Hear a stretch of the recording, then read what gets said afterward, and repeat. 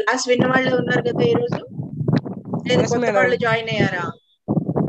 Madam, కొత్త వాళ్ళు కూడా ఉన్నారా? ఎందుకంటే ఈ సబ్జెక్ట్ నిన్న చెప్పాను నేను, కొంచెము it is difficult to understand. చాలా డ్రై సబ్జెక్ట్ ఇది. మనం అంత డెఫినిషన్స్ బై హార్ట్ చేయాల్సిన అవసరం కూడా ఉంటుంది అని నిన్న మనం క్లాస్ లో చెప్పుకున్నాం కదా.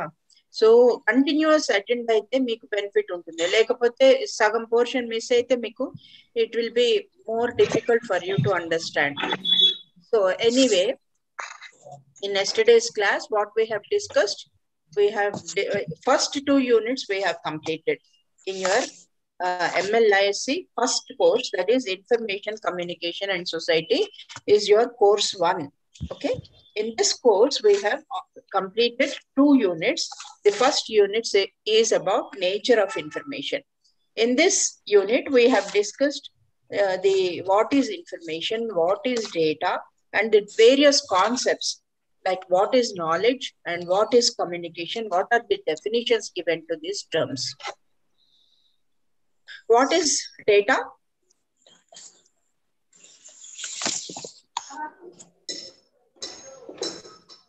గుర్తుందా? నిన్న మనం అనుకున్నాం కదా, డేటా గురించి చెప్పుకున్నాం కదా. What is data? Data is unevolved and unprocessed, madam. Very good, excellent. The data is raw. Okay, it is unprocessed.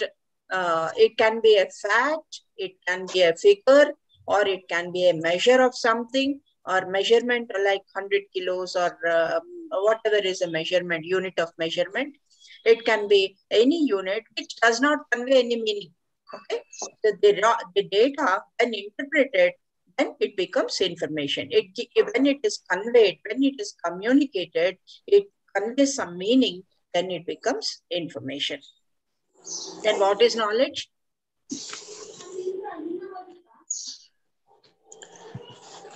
Ideas, information. Idea is not a knowledge. What is knowledge? Yesterday we have defined knowledge. Knowledge is gained through experience over a period of time. Okay, and knowledge happens through the processes of observation, perception, and apperception. Didn't I tell you yesterday? గుర్తుందా మీకు? మన senses ద్వారా, అంటే అది visual అయి ఉండొచ్చు, మన whatever all the 5 senses, sense organs మనకి కొంత ఇన్ఫర్మేషన్ ని మన బ్రెయిన్ కి పంపిస్తాయి. ఆ పంపించిన ఇన్ఫర్మేషన్ ని బ్రెయిన్ ఏం చేస్తుంది, సిస్టమాటిక్ గా it will place all these ideas in some order and it will produce a systematic body of knowledge. Over a period of time you will accumulate different lot of knowledge, okay, which will reside in your brain. When you share this knowledge, then it will be conveyed as information to others. చెప్పాం కదా, ఇవన్నీ నేర్చుకున్నాం కదా నిన్న. Knowledge అంటే మనం Ranganathan knowing the knowee and the knower, when they are brought in relation to each other, the process of knowing happens. ఇదంతా కూడా నిన్న నేర్చుకున్నాం కదా yesterday. మర్చిపోయారు అప్పుడే? అందుకే చెప్పేది ఇది కొంచెం కష్టమైన టాపిక్ కాబట్టి మీరు కొంచెం అటెన్షన్ పే చేయాలి, ఇంటికి వెళ్ళి మళ్ళీ చూసుకోవాలి, లేకపోతే గుర్తుండదు. Okay, so and then we have also examined the relation between different terms. Then what is the difference between data and information, and then information and knowledge, and also we have discussed the different types of information, that is conceptual information, empirical information, procedural information, and then directive information, policy information. So like this we have and then we have also discussed discursive information and non-discursive information. Okay, discursive information is it is derived from a body of existing knowledge. Okay, already oka knowledge undi, daninchi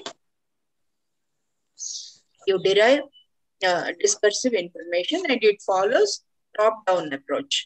Whereas non-discursive information is opposite of discursive information and it follows bottom-up approach. Then in the second unit, we have seen what is the purpose, the different approaches to information, like the information needs, the different types of information needs of the researchers. We have seen there are 4 approaches we have discussed. One is current approach. The other one is everyday approach. Third one is exhaustive approach. And fourth one is catching up approach. Current approach means the researcher would like to have all the information in his particular field of interest. Okay, what is happening, what others are doing on that particular topic. నేను select చేసుకున్న topic మీద వేరే researchers ఎవరెవరు ఏమేం చేస్తున్నారు అనేది complete గా నాకు అవైలబుల్ గా ఉండాలి, ఒక సైంటిస్ట్ కానీ ఒక రీసెర్చర్ కి కానీ. So when the researcher seeks current information, that is nascent information, then it is called current approach. Everyday approach ante it's a piece of information which the scientist may require. It can be an equation, it can be a method or procedure, whatever it is. When the scientist or the researcher requires any bit of information or a piece of information, then it is called as everyday approach. Then comes exhaustive approach. Exhaustive approach and the whole information, entire information that is available on a particular field of interest of the researcher, then it is called exhaustive. You will not leave anything, but most of the information, majority of the information, you are providing it to the researcher. Then catching up or brushing up approach, that is you are providing information in the field other than a field of research. Interdisciplinary research తీసుకుంటే తన research area కాకుండా information technology మీద కానీ లేకపోతే ఈ rights మీద కానీ ఏదో ఎగ్జాంపుల్ కూడా చెప్తాను నేను మీకు. అలాంటి ఇన్ఫర్మేషన్ ప్రొవైడ్ చేసేదాన్ని. అలాంటి ఇన్ఫర్మేషన్ కోసం కనుక scientist approaches the information system, then we call it as catching up approach. Then ఆ తర్వాత ఇంకా ఏమి మనము డిస్కస్ చేసాము, we have discussed the information generation cycle కదా. ఇన్ఫర్మేషన్ జనరేషన్ సైకిల్ లో ఫస్ట్ మనము రంగనాథన్ గారు ప్రపోజ్ చేసిన స్పైరల్ ఆఫ్ ఇన్ఫర్మేషన్ సిస్టమ్ గురించి 12 steps which are involved in the spiral of information generation, knowledge generation గురించి తెలుసుకున్నాం. అంటే ఏంటి అది? Fundamental research. What is fundamental research? It is the research done in pure sciences. Okay, and then we have applied research. Applied research and research that is carried out with a specific purpose to solve a specific problem or application oriented research manam applied research antam. And then we have seen what is a pilot project, and the other stages are coming, and finally after the research it will come out with some new product or some new idea. And again, in this new product, if problems are faced, then a feedback is given to the system for improvement, and it is like a cyclical process, and it will become input for next research. So we call it as information generation cycle. So we also said that information is an input and as well as output. It acts as input and output for the generation information. So we call it as the information generation cycle. ఇంకా ఏం చూసాం మనం yesterday? What else we have learned? Obsolescence of information. Obsolescence of information అంటే ఏంటి? Outdated information. Right. Outdatedness of information. Outdatedness అంటే ఏంటి? After a particular point of time, information may become irrelevant. అది information still exist అయితూ ఉంటుంది, కానీ దాని importance అనేది తగ్గిపోతుంది over a period of time. So అది దానికి గల రీజన్స్ కూడా మనం డిసైడ్ చేసుకున్నాము. దాంట్లో ఏంటంటే information still exist but it is superseded by later work. అంటే తర్వాత వచ్చిన కాన్సెప్ట్స్ దీన్ని ఓవర్టేక్ చేస్తాయి అనమాట. So I have also given you the examples of technology revolution. ఇంతకు ముందు మనం పెద్ద పెద్ద ఫ్లాపీ డిస్క్లు వాడేవాళ్ళము. కంప్యూటర్ లో వచ్చిన కొత్తల్లో చాలా పెద్దగా ఉండేవి అవి drives.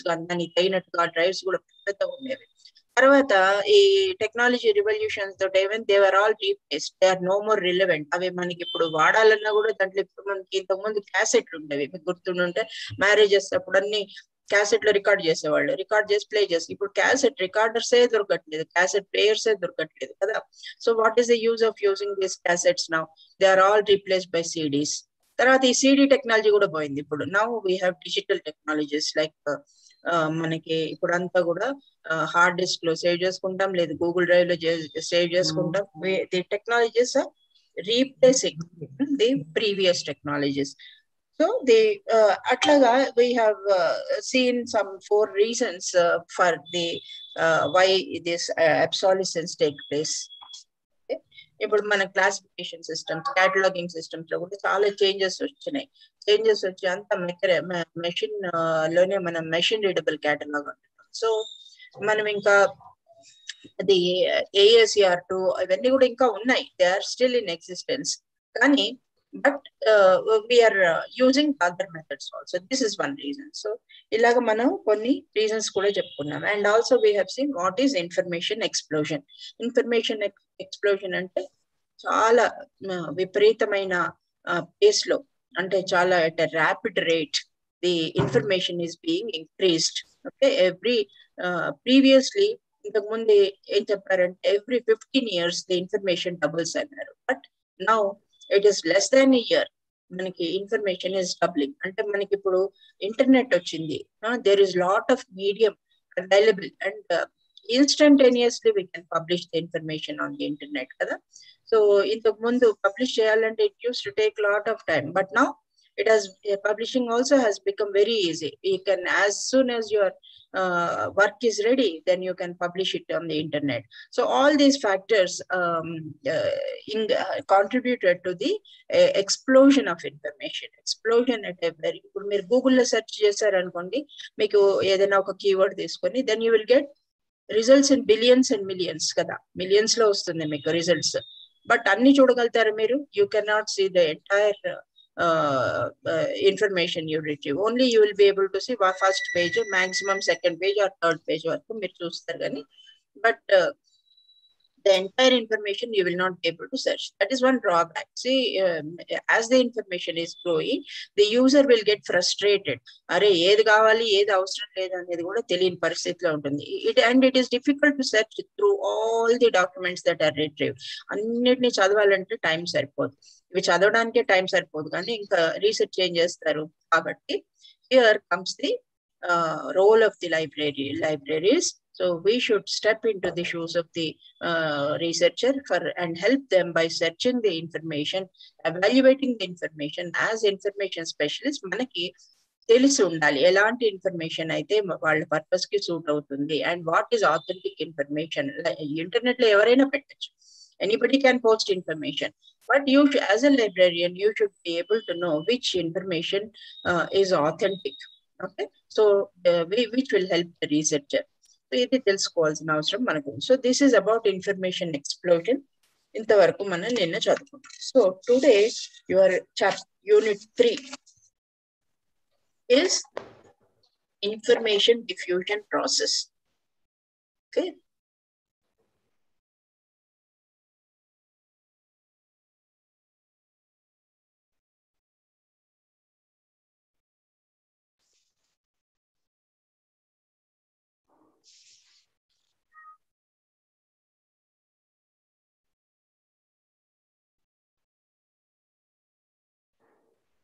Okay.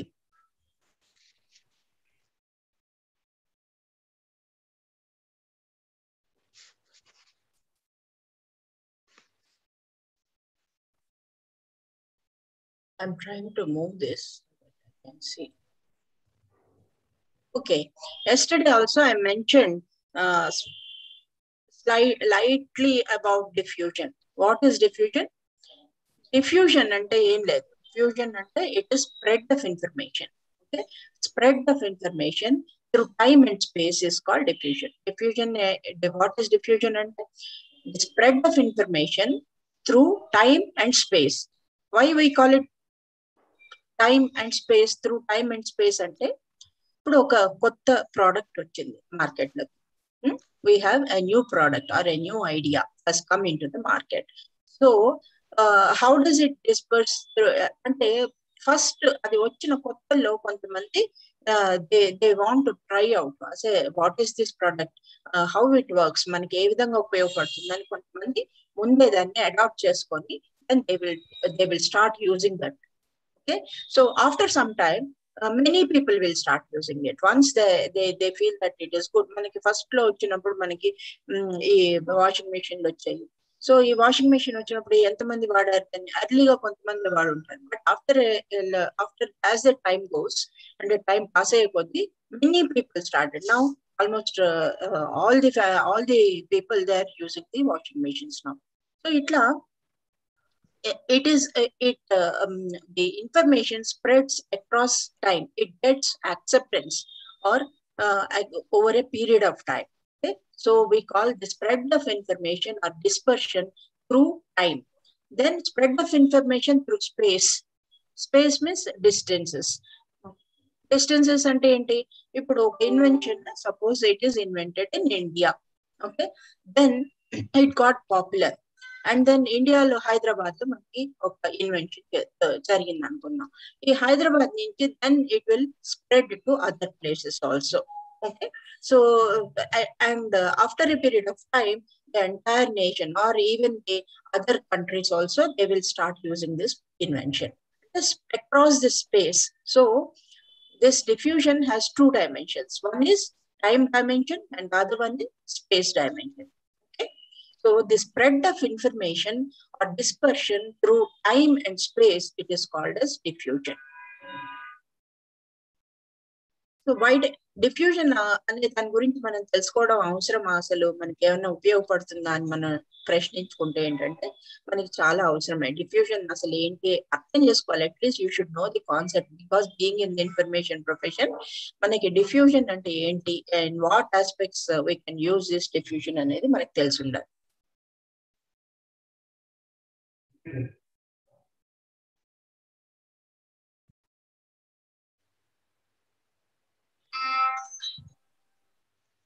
Just a minute.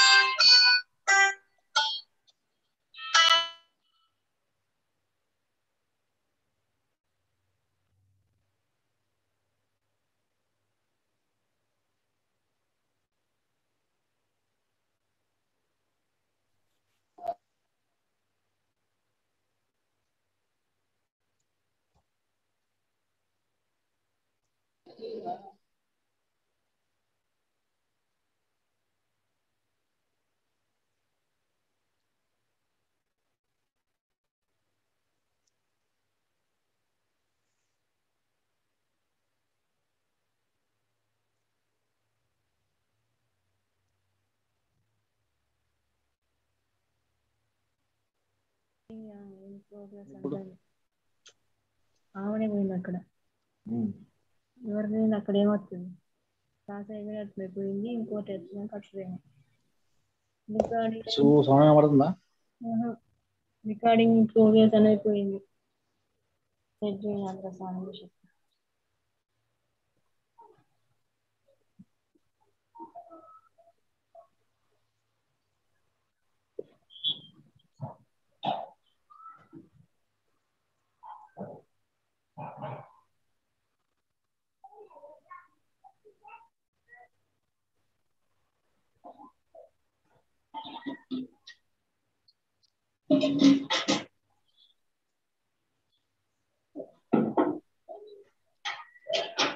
Sorry for the interruption. I had to attend an important phone call also. So we were talking about the dispersion. Dispersion has two dimensions. One is the time dimension and the other one is space dimension.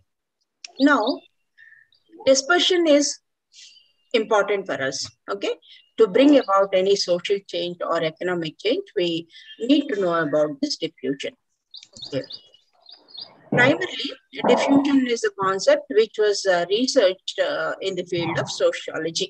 Okay, and this phenomenon of diffusion, it explains how over time an idea or product gains momentum and diffuses through a specific population or social system.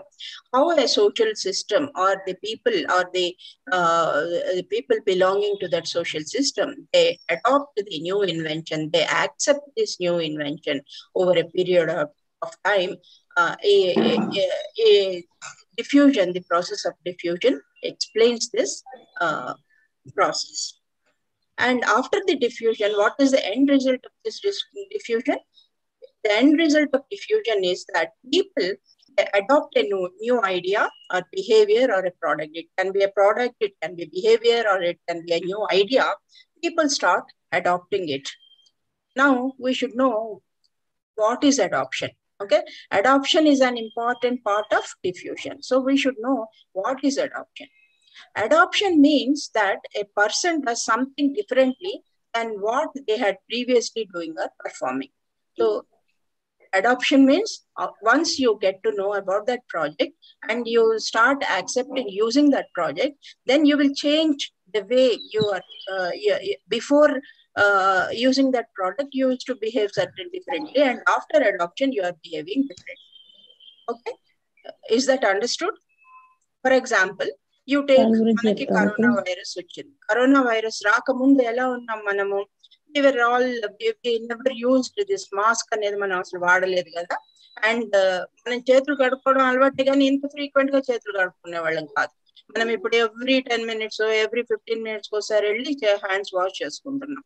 ఎందుకు? ఇవన్నీ these are all the changes that have taken place. మనం దీని నుంచి మనం prevention కోసము మనం ఏం చేస్తున్నాం? We have changed our behaviour. Adoption లో ఏమైతుందంటే, once you adopt a new idea, then you change your behaviour also according to suit that requirement. అర్థమైందమ్మా? ఓకే.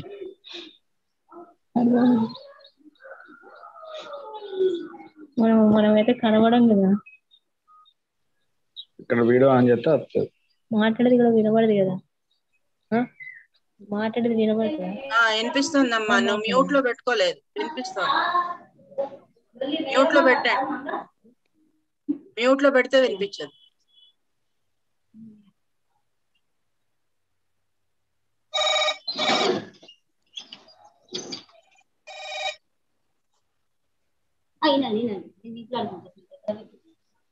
ఓకే, ఇందాకేమనుకున్నాం మనం? Adoption is very important part of diffusion అని మనం తెలుసుకున్నాం.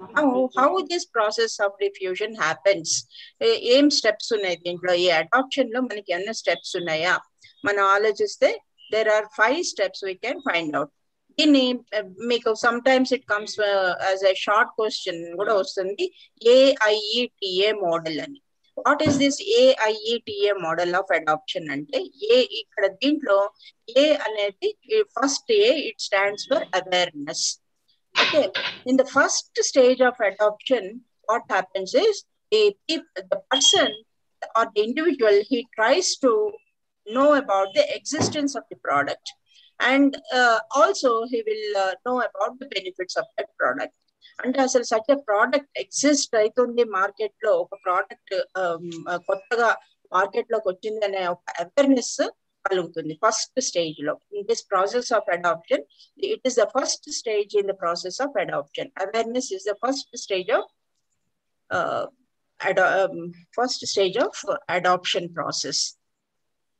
So next comes interest. So after you know that such a product exists, then you will develop some interest. So you want to know what is that product, how it works, and then you start collecting information about that product. You start gathering the details about that project. So and you develop some interest in that project, in that product. Then comes the third stage, is evaluation. Okay, this stage low. In this stage, in the evaluation stage, what happens? The person, okay, he will evaluate that product by saying whether it is suitable for me or not, whether it is easy to use. మనం use చేయడానికి, suppose computers వచ్చినాయి, computers వచ్చినప్పుడు ఏమనుకున్నాం? the third stage is evaluation, whether I will be able to use this computer or not. So all this, the individual asks himself and tries to evaluate the product. Then the fourth stage is trial.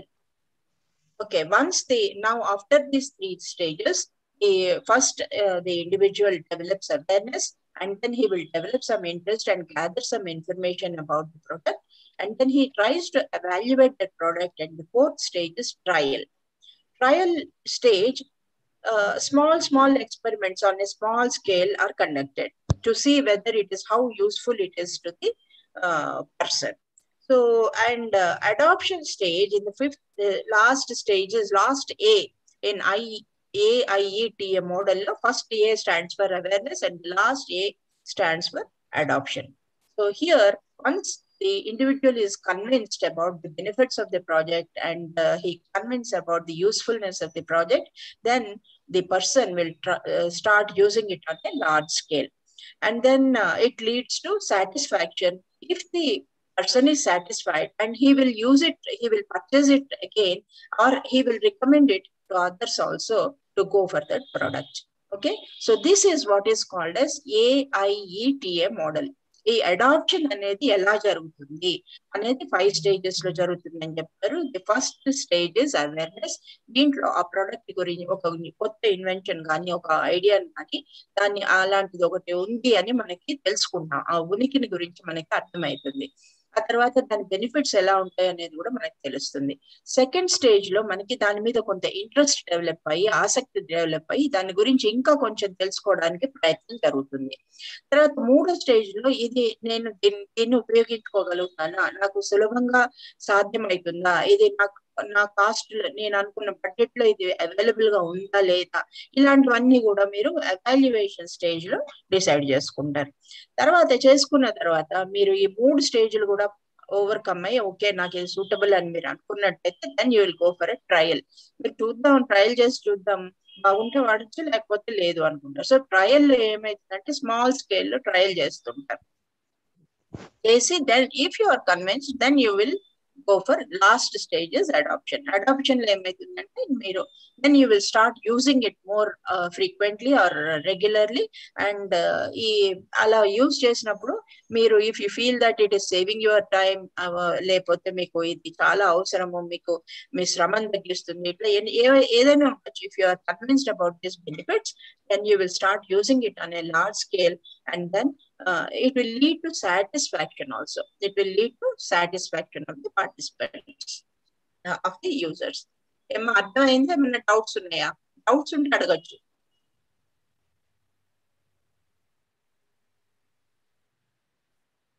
Shall I proceed? Proceed, ma'am. Okay. Now, ఈ adoption లో కూడా it varies from individual to individual. Okay, all individuals do not adopt at the same time. Or ఇందాక చెప్పాం కదా అసలు ఈ adoption diffusion happens over a period of time and over distances అని. So it varies across the people. All the people do not adopt at the same time. ఒక product వచ్చిందంటే అందరూ ఒకేసారి దాన్ని కొనేయరు కదా, లేకపోతే దాని గురించి తెలుసుకోవడం అడాప్ట్ చేసుకోవడం జరగదు. So it differs from people to person to person. Okay, so నేను రోడ్ దాకా నడుచుకుంటే అట్లా ఆటో ఎక్కి వెళ్ళాలి అని చెప్పిన. ఇట్లా తిప్పడానికి ఇవ్వలేదు సార్. మీరు మ్యూట్ చేసుకున్నాం. సో దీంట్లో మనం అడాప్టర్ కేటగిరీస్ ని చూసినట్టయితే we can classify the people who adopt to the technologies or who adopt to the information or the new innovation into 5 categories. We can classify the adopters into 5 categories. What are these 5 categories? First is innovators, second is early adopters, third is early majority, late majority, and laggards. Someone disturbance.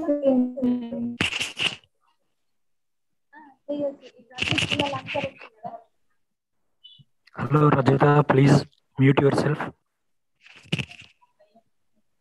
మన దాంట్లో కూడా madam Venkanna sir 12కి వచ్చింది, మొన్న భీముడు sir 11కి వచ్చింది. మీరు mute చేసుకోండి, నాకు నా దగ్గర కంట్రోల్స్ లేవు. So please mute your self. నా ఊరు నుంచి వచ్చింది ఏదో ఒక రోజు కదా మేడం, వాళ్ళైతే రోజు ఊరు నుంచి వస్తుంది.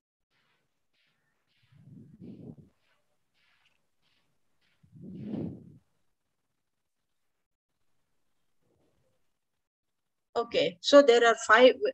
The adopters are classified into 5 categories. The first type of adopters we call them as innovators. So innovators enti, they are always the first to be adapting to the to the new invention, and they want to try it out first. ఏది market లోకి వస్తే అది try చేయాలని కొంతమంది ఉంటారు. ఇంత ముందు colour టీవీలు వచ్చినాయి. కలర్ టీవీ ఫస్ట్ మా ఇంట్లో ఉండాలి, మేము చూడాలి, అసలు ఎట్లా పనిచేస్తుందో తెలుసుకోవాలి దీని గురించి అనే వాళ్ళు ఉన్నారు. అట్లాగే సెల్ ఫోన్ వస్తుంది, పేజర్ వస్తుంది, ఇట్లాంటి రకరకాల ఇన్వెన్షన్స్ వచ్చాయి కదా మనకి. Now we are using very sophisticated technologies. So innovators are always they want to be the first to try the new innovation. And then second category of adopters are early adopters. Okay, they are not the first, but after that they are ఇంకా మిగతా వాళ్ళకంటే వాళ్ళు ముందు ఉంటారు అనమాట. who are comfortable with change and new ideas. నేను కొత్త ideas ఇప్పుడు ఈ ఆన్లైన్ ఎన్విరాన్మెంట్ లో క్లాస్ చెప్పాలంటే చాలా మందికి ఇష్టం ఉండదు. Okay, not every teacher accepts this online environment. Teachers అందరూ కూడా ఒకే రకంగా వీళ్ళు దీనికి సూట్ అడాప్ట్ చేసుకోవడంలో కూడా చాలా ప్రాబ్లమ్స్ ఉన్నాయి. కొంతమంది వాళ్ళు కంఫర్టబుల్, ఎందుకంటే నేను ఉన్న చోటు నుంచి నేను I can tell the class, మళ్ళీ ఆఫీస్కి వెళ్ళక్కర్లేదు, ఇంట్లో నుంచి కూడా చెప్పచ్చు. So and I have this connectivity, I have the access to the technology. అంతేకాకుండా నాకు I'm most suitable for the online classes. నేను చెప్పగలిగే నాకు కాన్ఫిడెన్స్ ఉంది అనుకున్న వాళ్ళు they are comfortably they adopt this new change అనమాట. అట్లా they are called early adopters. Those who are comfortable with change, okay, they are early adapters. అయితే ఇంకో కొంతమంది ఎలా ఉంటారంటే వాళ్ళు ఫస్ట్ చేయకుండా వేరే వాళ్ళందరూ చేసిన తర్వాత చూసి then they will start using it. So early majority and who adopt the innovation before the average person. So on an average ఒక 10 మంది కంటే ఆ తర్వాత వాళ్ళతోటి adopt after seeing them then they will come forward to use this. That is early majority. Late majority అంటే ఈ average person కంటే కూడా ఆ తర్వాత టెస్టెడ్ అయితే ఇది చాలా బాగా పనిచేస్తుంది, ఇది సూటబుల్, ఇంకా తప్పదు మనకి అనుకుంటే వాడేవాళ్ళు లేట్ మెజారిటీ ఉన్నారు. వాళ్ళని లేట్ మెజారిటీ అడాప్టర్స్ కింద మనం కన్సిడర్ చేయొచ్చు. ఇంకపోతే లాస్ట్ కేటగిరీ ఆఫ్ అడాప్టర్స్ ని లెగార్డ్స్ అంటాం. లెగార్డ్స్ అంటే they are very conservative people. It is very difficult. Suppose open access journals వచ్చినాయి, ఓపెన్ యాక్సెస్ మూమెంటం వచ్చింది, దాంట్లో ఎంతమంది ఓపెన్ యాక్సెస్ లో పబ్లిష్ చేయడానికి ముందుకు వస్తున్నారు? నా ఇన్ఫర్మేషన్ నేను పబ్లిష్ చేసిన ఇన్ఫర్మేషన్ కానీ బుక్ కానీ సపోజ్ నేను ఓపెన్ యాక్సెస్ లో అందరికి అవైలబుల్ గా పెట్టాలి అనుకుంటే ఎంతమంది ముందుకు వస్తున్నారు అంటే చాలా తక్కువ మంది ఉంటారు. వాళ్ళకి ఇష్టం ఉండదు అనమాట. వాళ్ళు they don't agree to the new innovation, they don't get convinced about the new innovation, the benefits of the new innovation. వాళ్ళు మేము ఇట్లాగే ఉన్నాము, మేము నేర్చుకున్నది ఇంతే కాబట్టి మేము ఇట్లే ఉంటాం అనుకుంటారు వాళ్ళు. So it is very difficult to convince such people. So these are traditional and conservative people and it is very difficult to convince those people. So we have 5 categories of adopters. So first category is innovators, who are the first to try, and then we have early adopters who are comfortable with the change, and then we have early majority who adopt the innovation before the average person, and then late majority that who adopt the innovation after majority of people have tried and tested, and then we have the last category, laggards. Laggards ante they are very conservative people and it is very difficult to convince them. Okay, now there are 2 patterns of diffusion. My course material kuda 2 patterns icharu. One is temporal diffusion and the other one is spatial diffusion. Temporal diffusion lo emaitundante oka idea gani innovation gani it begins very slowly and then it accelerates as the diffusion begins to unfold, and then it slows down after the turning point is reached. అంటే మీకు ఇది ఒక yes curve లాగా మీరు ఇక్కడ చూస్తున్నారు కదా presentation లో, ఒక ఎస్ రూపంలో కనిపిస్తుంది. దీంట్లో ఎర్లీ అడాప్టర్స్ తోటి స్టార్ట్ అవుతుంది అండ్ దెన్ అది తర్వాత diffusion process will catch up momentum, అంటే అది కొంత మొమెంటం తీసుకున్న తర్వాత అండ్ లేట్ అడాప్టర్స్ కూడా దేంట్లోకి వస్తారు. And after that once saturation is reached and it reaches the turning point. Okay, so this is called temporal pattern of diffusion.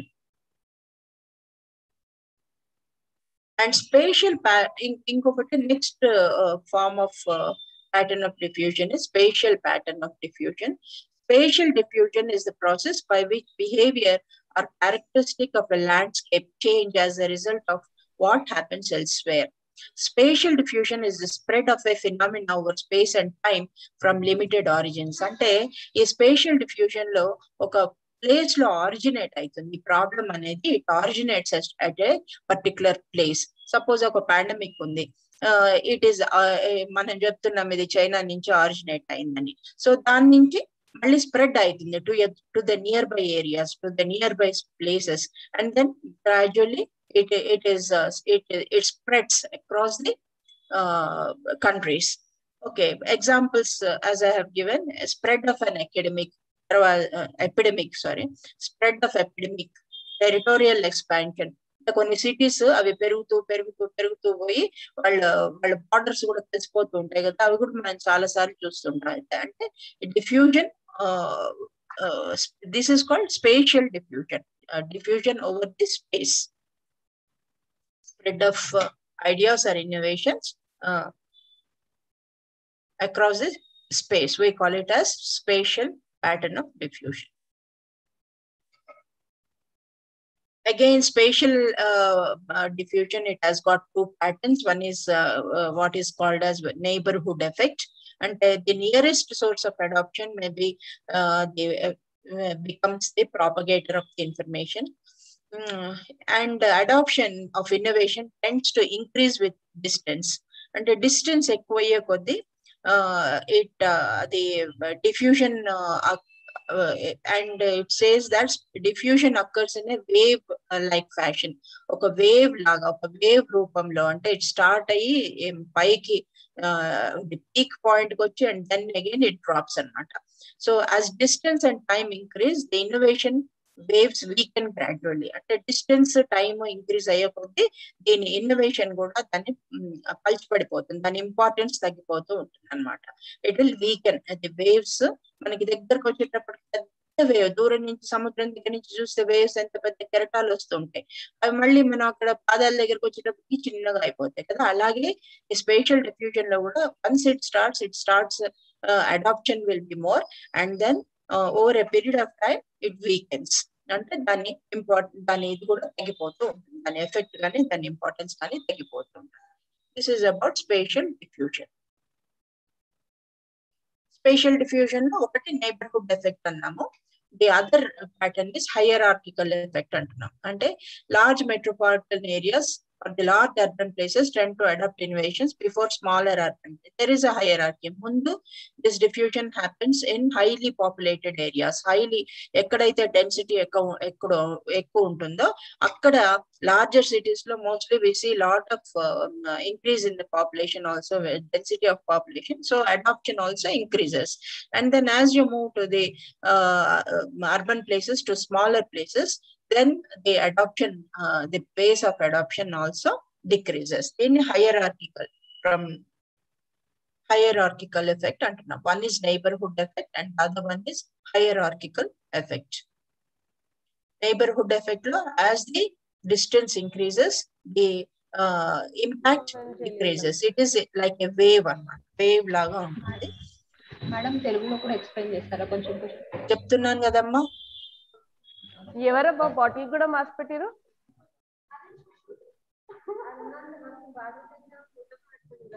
నీ మొహానికి అవసరం లేదు కానీ దానికి బాటిల్ మాత్రం కావాలి కదా.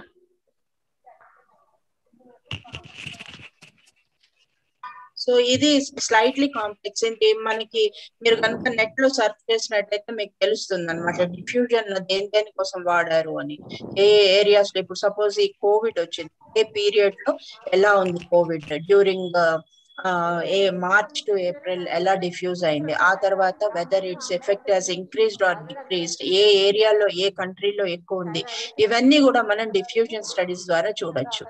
అట్లాగే మెడికల్ ఫీల్డ్ లో కూడా ఈ డిఫ్యూజన్ గురించి చాలా మెథడ్స్ ఉపయోగించి they're finding out how the cancer spreads in the body and other areas.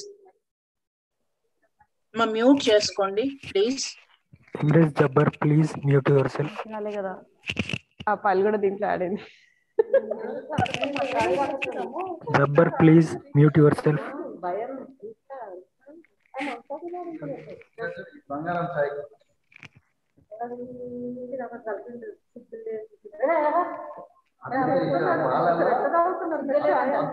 పాలల్లో 15 మంది చాయ్ పెట్టి ఆ చాయ్కి 11 కాగానే బెల్లు కొట్టినట్లు వస్తున్నారు మీరు అడగనన్ను అడుగుంటే ఇంకో ప్రాక్టీస్ చెప్పేయమని వీటికి ఎక్కువ అవుతున్నా ఇది కూడా ఎందుకు ఇది కూడా ఎందుకు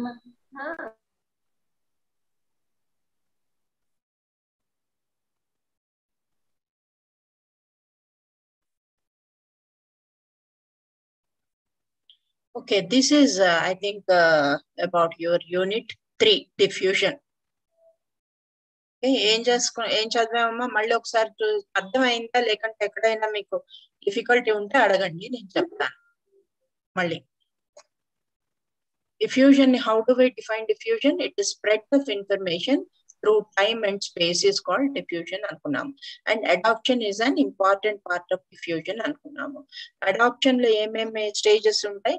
5 stages ఉంటాయని తెలుసుకున్నాం. One is awareness, the other one is interest, third stage is evaluation, fourth stage is trial, and then fifth stage is adoption. So ఇవన్నీ తెలుసుకున్నాం. ఇంకా కేటగిరీస్ ఆఫ్ అడాప్టర్స్ అంటే అందరూ ఒకే రకంగా ఒకేసారి ఒక కొత్త ఇన్వెన్షన్ ని ఇన్నోవేషన్ ని వాళ్ళు యాక్సెప్ట్ చేయరు. They adapt at different times కదా. సో దాన్ని బట్టి మనకి ఈ అడాప్టర్స్ ని అంటే ఎవరైతే ఈ డిఫ్యూజన్ కి యాక్సెప్ట్ చేస్తున్నారో వాళ్ళని మనం 5 కేటగిరీస్ గా డివైడ్ చేసాం. కొంతమంది so what are this 5 categories? One is innovators. Innovators the first ones to try. Early adopters అంటే ఈ ఇన్నోవేషన్ వచ్చిన కొద్ది రోజులకే వాళ్ళు దాన్ని అడాప్ట్ చేసుకుంటారు.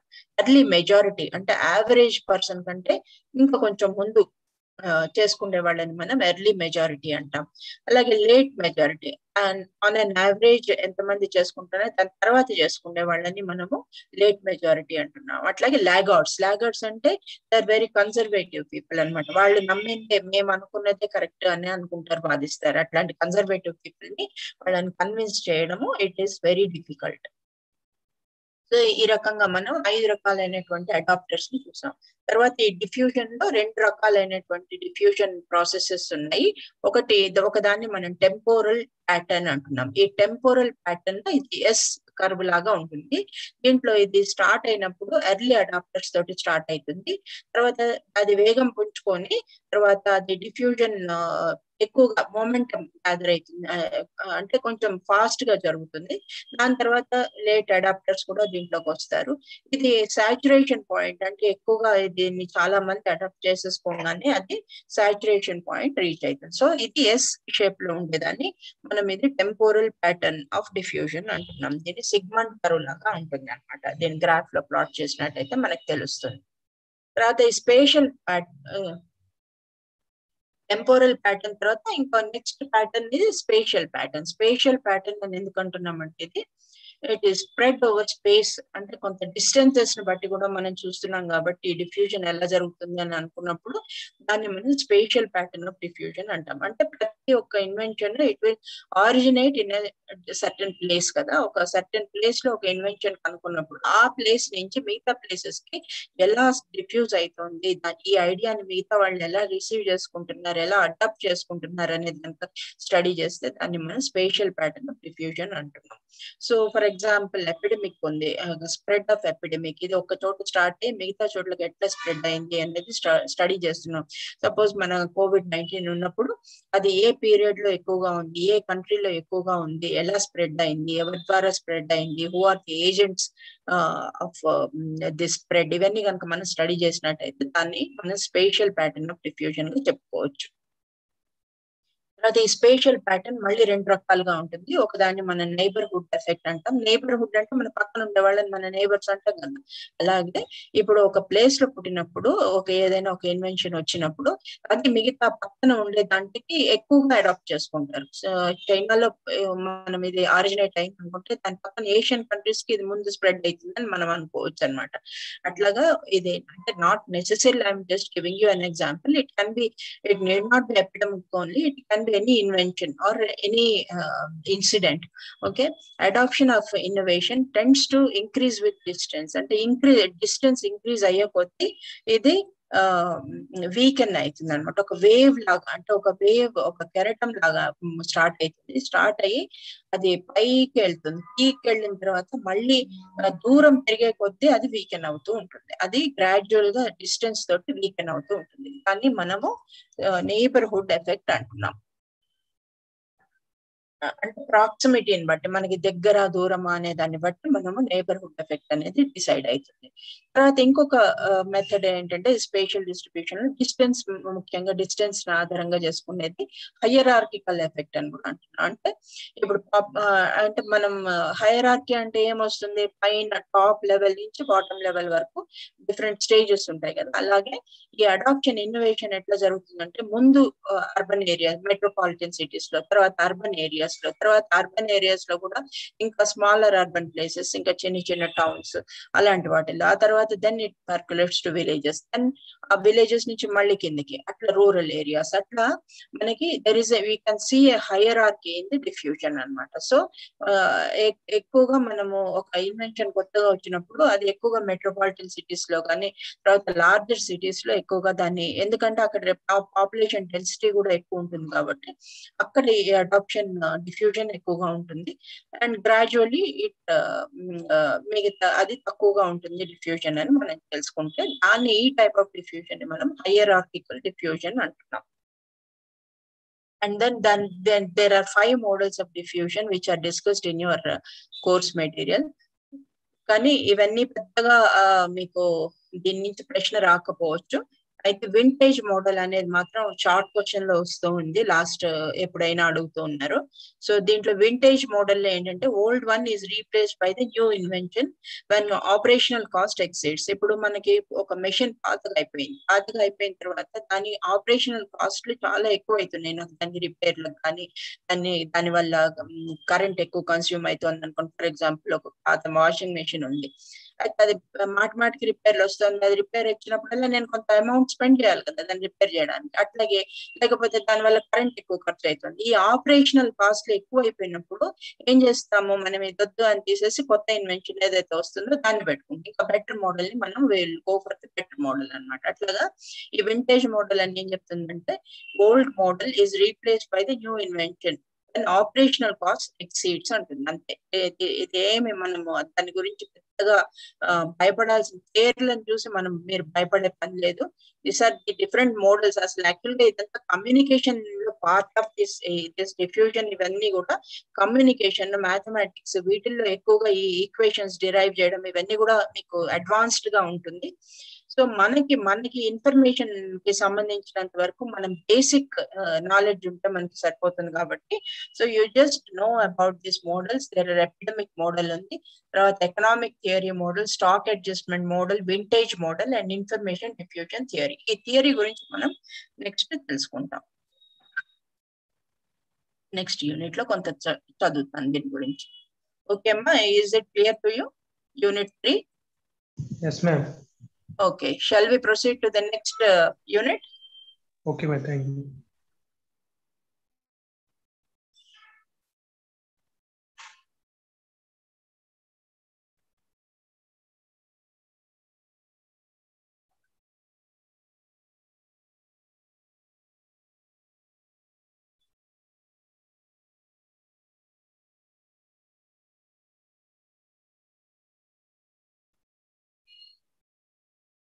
Your unit 4 is information flow theories.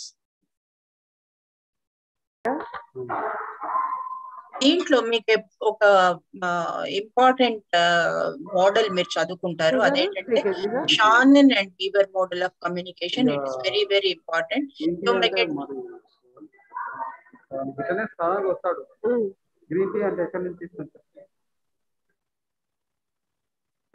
Lighting Jabbar please mute. ఏం అంకుల్ అలా రావాలి కదా. Jabbar please mute your self. మీరు మాట్లాడే పని అయితే మీరు క్లాస్ నుంచి బయటకు వెళ్ళిపోండి. మీకు పనులు ఉంటే చూసుకోండి. నా టైం ఎందుకు waste? You are wasting my time. Madam important question చెప్పండి మేడం. ఇప్పుడు Shan and Shannon and Weaver model of communication. ఇది మీకు ఎస్ఏ క్వశ్చన్స్ లో కూడా వస్తూ ఉంటుంది, కరెక్ట్ గా వచ్చే ప్రశ్న ఇది. So this is very important and you should also learn. ఇది కొంచెం it's not very difficult, it's easy only. Once you start discussing it you will find it easy. Okay, so వినడానికి టర్మ్స్ అన్ని మనకు ఈ షానన్ అండ్ వీవర్ అనే వాళ్ళు they are scientist, name of the scientist. Shannon అనేది ఒక scientist, Weaver అనే అతను ఇంకొక కమ్యూనికేషన్ సైంటిస్ట్ వీళ్ళు. సో వాళ్ళు ప్రపోజ్ చేసిన మోడల్ కాబట్టి దీన్ని మనం Shannon and Weaver model of communication అంటున్నాము. లేకపోతే దీన్ని మనం mathematical model of information communication అంటే కూడా మీరు దీని గురించి రాయాలి. ఒకవేళ Shannon and Weaver model of communication అని అడగచ్చు, లేకపోతే మ్యాథమెటికల్ మోడల్ ఆఫ్ కమ్యూనికేషన్ అని కూడా అడగచ్చు. ఈ రెండు ఏది అడిగినా కూడా మీరు ఇప్పుడు నేర్చుకోబోయే దాని గురించి మీరు రాయాల్సి ఉంటుంది. Okay, so this Shannon, he is Claude Shannon. His full name is Claude Shannon. He is a professor at MIT, Massachusetts Information Technology. It's a very prestigious university in the United States, MIT అనేది. So దీంట్లో అక్కడ professor గా చేశారనమాట, ఈయన scientist గా కూడా చేశారు ఈ షానన్ అనే ఆయన. అండ్ ఈయన ఒక బేసిక్ మోడల్ ని ప్రపోజ్ చేశారు. కమ్యూనికేషన్ ఎలా జరుగుతుంది, అసలు కమ్యూనికేషన్ అంటే నేను తెలుసుకున్నాం, మనం డిఫైన్ చేసుకున్నాం కదా. వాట్ ఈస్ కమ్యూనికేషన్ అంటే sending information are sharing information between the people అని మనం తెలుసుకున్నాం కదా నిన్న. Okay, conveying information, sharing information is communication. So దీనికి ఎలా కమ్యూనికేట్ అవుతుంది ఇన్ఫర్మేషన్ అనే దానికి ఒక బేసిక్ మోడల్ ని ఈయన ప్రపోజ్ చేశారు. తర్వాత ఇంకా కొంతమంది సైంటిస్టులు, వీవర్ అనే ఇంకొక సైంటిస్ట్ దీన్ని ఇంకా కొంచెం డెవలప్ చేయడానికి చేశారు. అందుకని together using these two names of these two scientist Shannon and Weaver, వీళ్ళిద్దరిని కలిపి వీళ్ళు ప్రపోజ్ చేసిన మోడల్ ని మనం చదువుకుంటున్నాం.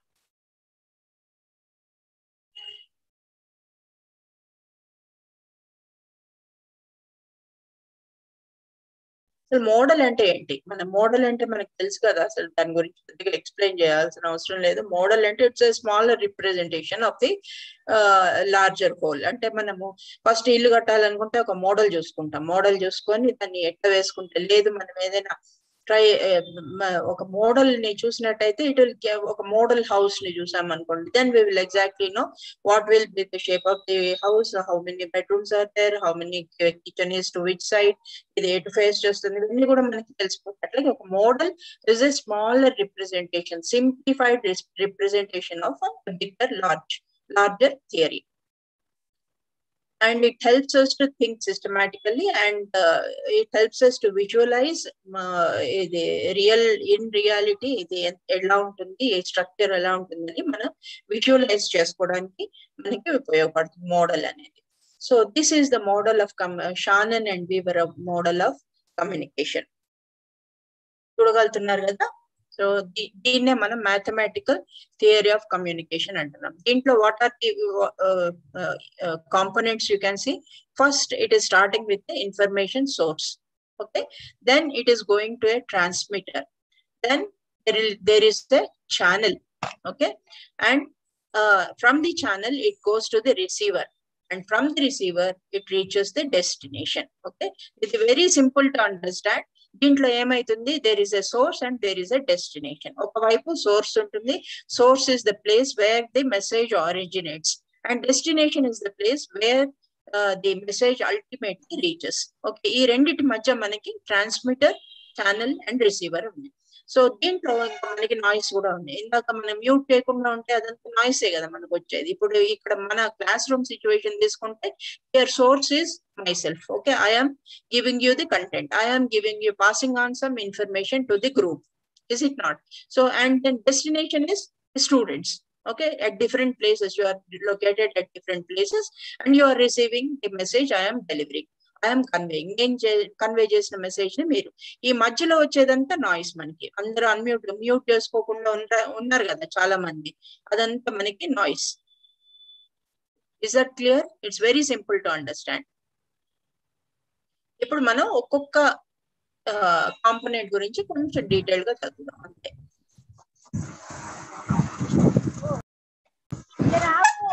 కొంచెం ముందు పోనీ అన్న, కొంచెం ముందు పోనీ.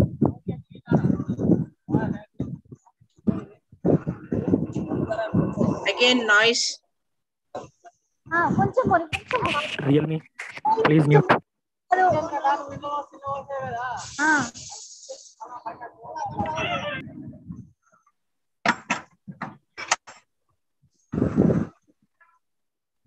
ఈ నాయిస్ వల్ల ఏమైతుందమ్మా? What is the result?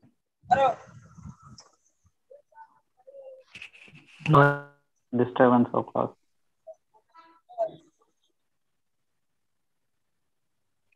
Please.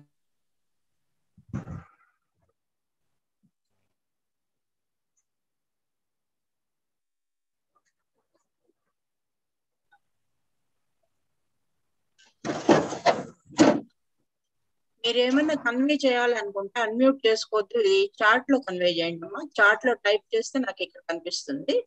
So that accordingly I can repeat or మీ ఏదైనా డౌట్ ఉన్నా కూడా నేను క్లారిఫై చేస్తాను. సో దట్ నాయిస్ కూడా తగ్గిపోతుంది మనకి. Okay, even methods of reducing the noise. Noise ని రెడ్యూస్ చేయాలంటే ఏం చేయాలి? ఇదే that is it's nothing but communication లో ఉండేది మనం చదివేది. ఇప్పుడు ఇవన్నీ కూడా basic model of communication is regarding that how to reduce the noise and how to increase the efficiency in communication అనేది మనం చదువుతున్నాం ఇప్పుడు కదా. మనం చదువుకుంటూ మళ్ళీ మనం అదే తప్పులు చేయడం కరెక్ట్ కాదు. We should also follow some guide lines. Okay, ఒక్కళ్ళ గురించి మిగతా వాళ్ళందరూ డిస్టర్బ్ అవుతారు. నాకు చెప్పడానికి ఆ ఫ్లో పోతుంది. ఆ ఫ్లో పోయినప్పుడు ఏమైతుంది?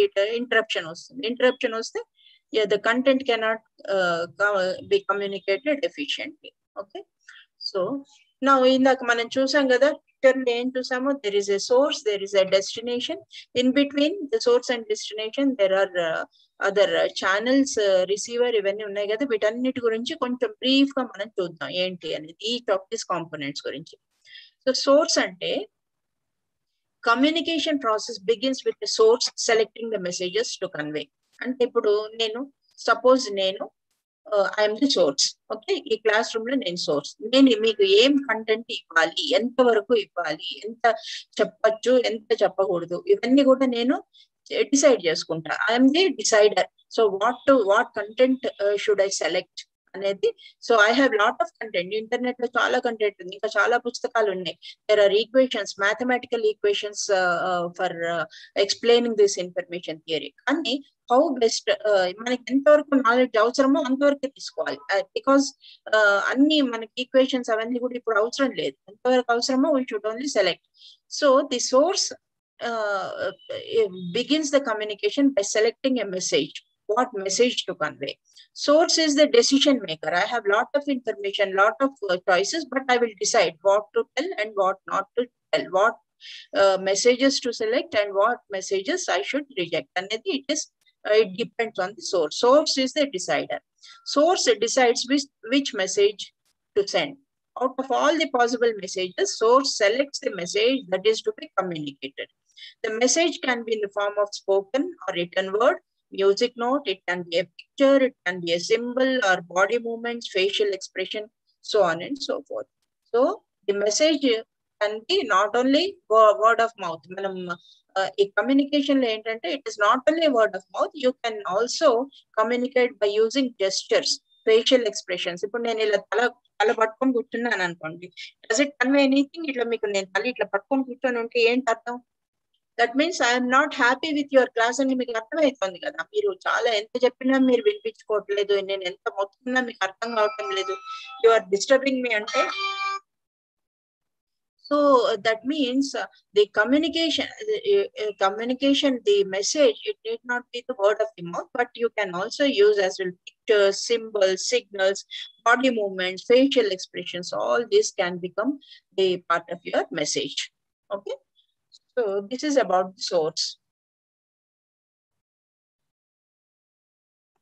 And then the next component is transmitter and code.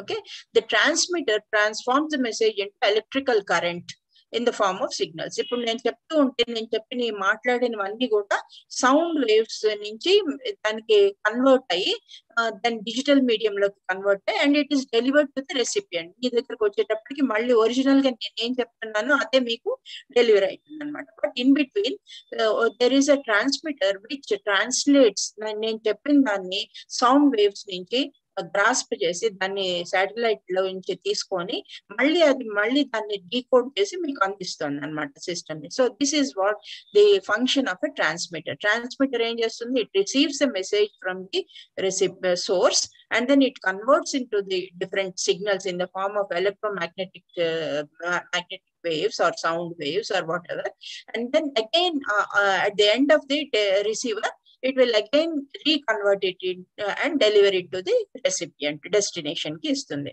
So that is the function of the transmitter. So meeru ee signals ela untayi anedi kuda example ichanu meeku. telegraphy lo meeru tak tak tak tak dots vastayi, tarvata dashes vastayi, malli dots vastayi, dashes ilaga ee dots dashes tho meeku malli modulu pedte akkadiki velletappadiki malli these are converted into words. అక్కడ మళ్ళీ మీకు Telegram లో మళ్ళీ మీ message ఏం పంపిస్తారో అదే message అక్కడ display అవుతుంది. So అట్లాగే మనము డిజిటల్ మీడియా తీసుకుంటే మనం డిజిటల్ మీడియాలో ఎలా ఉంటుందమ్మా మనకి, హౌ ఇట్ ఈస్ ట్రాన్స్లేటెడ్ మీకు తెలిసే ఉంటుంది. బిట్స్ అని అంటుంటాం, బైట్స్ అని అంటుంటాం. వీటిని ఏంటి బిట్స్ అంటే ఏంటి, బైనరీ డిజిట్. బిట్స్ అంటే binary digit. It can be either 0 or 1. Computer మన లాంగ్వేజ్ అర్థం చేసుకోలేదు కదా, it cannot understand our natural language. Then what ever we are giving to the computer it is converted into binary languages, 1s and 0s. So ఇందాక ఇక్కడ example చూపించాను చూడండి. ఏ అనే alphabet ని అది 1 1 2 3 4 5 6 zeros and 1, ఒకటి తర్వాత 6 సున్నాలు పెట్టి మళ్ళీ ఒకటి. ఇది 1 0 0 0 0 1 అనేది ఇట్ రిప్రజెంట్స్ ఏ. ఇట్లా మనం మాట్లాడే మాటల్లో ఏవేవైతే క్యారెక్టర్స్ ఉన్నాయో రిటర్న్ ఇవన్నీ కూడా it converts into binary digits, 1s and 0s. So ఇలా మనకి అవుట్పుట్ వచ్చి మనం ఇక్కడ కంప్యూటర్ స్క్రీన్ మీద చూసే అవుట్పుట్ ఎలా వస్తుంది మనకి, న్యాచురల్ లాంగ్వేజ్ లో సోర్స్ ఎలా పంపించారు రిసీవర్ కూడా అదే ఫామ్ లో వస్తుంది. కాకపోతే in between inside computer it will change into binary language. So this is about the transmitter and coding. And the code consists of signs. These signs are governed by certain rules and conventions. And ఇప్పుడు ఏకి ఒకటి తర్వాత 6 సున్నాలు ఉండి మళ్ళీ ఒకటి వస్తేనే అది ఏ అవుతుంది అని ఎవరు చెప్పారు అంటే there are certain standards, there are rules, ASCII rules అని ఉన్నాయి. ఆ రూల్స్ ప్రకారము so A is represented as 1 6 zeros followed by 1. So it is governed by certain rules and conventions to determine how these signs are used to form a message. Then the codes are transmitted through the channels. The physical characteristic of the channel determine the nature of the code. For example, modem anedi undi. Modem ante entamma, the full form of modem? Modulator? Demodulator. Very good.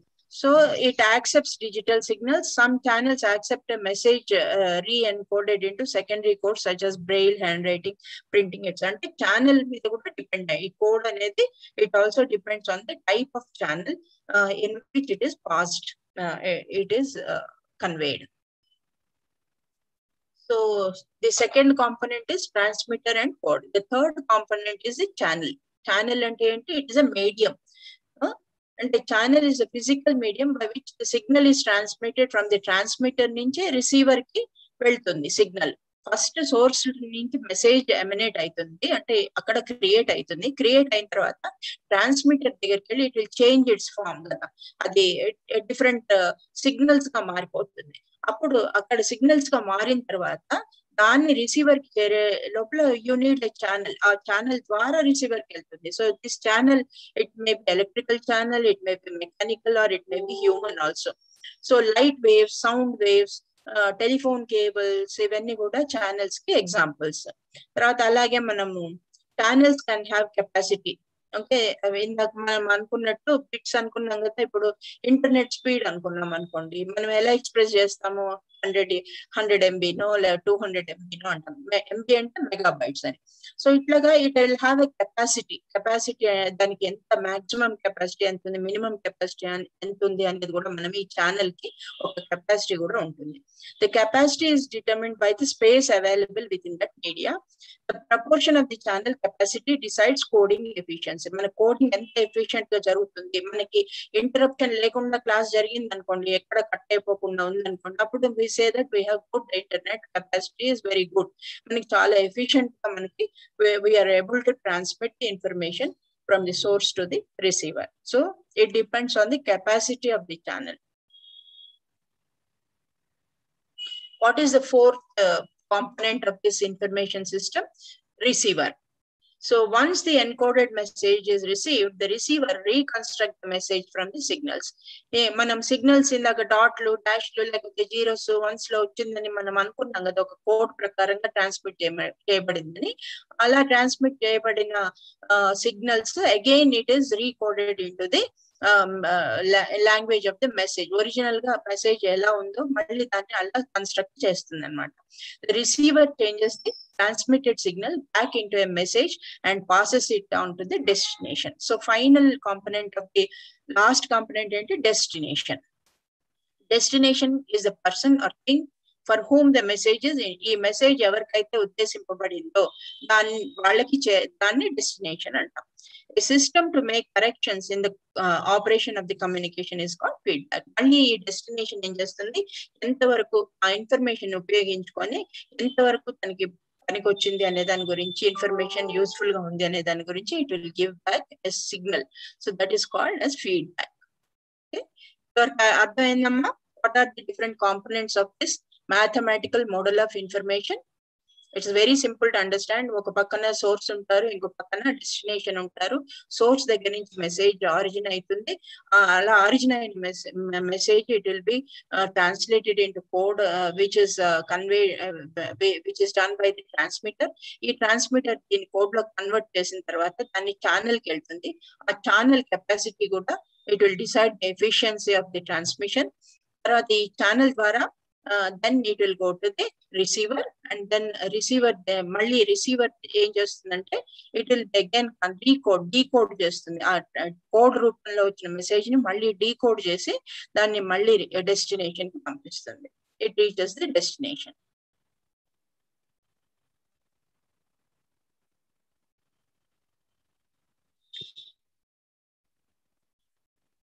ఇప్పుడు ఈ signal ద్వారా నేనేం అర్థం చేసుకోవాలమ్మా? Red మార్కులు ఉంటే ఎంత చిక్కుగా ఉంది, నాకేం అర్థం కావట్లేదు అని అర్థం అవుతుంది నాకు. కరెక్టేనా? Did I get it right? ఎవరో దీని మీద గీతలు గీస్తున్నారు కదా, పిచ్చి గీతలు. అంటే they are not happy with the class అన్న. What do I get, what message I'm getting with this?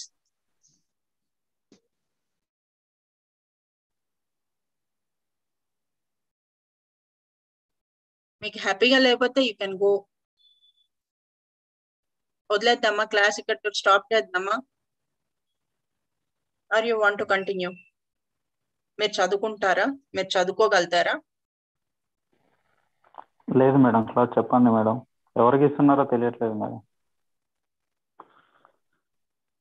Okay, the next concept is entropy అని ఇంకొక ఇంపార్టెంట్ కాన్సెప్ట్ ఉంది.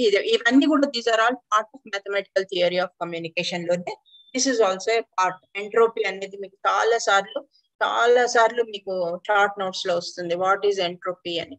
సో ఎంట్రోపీ అంటే ఏంటి?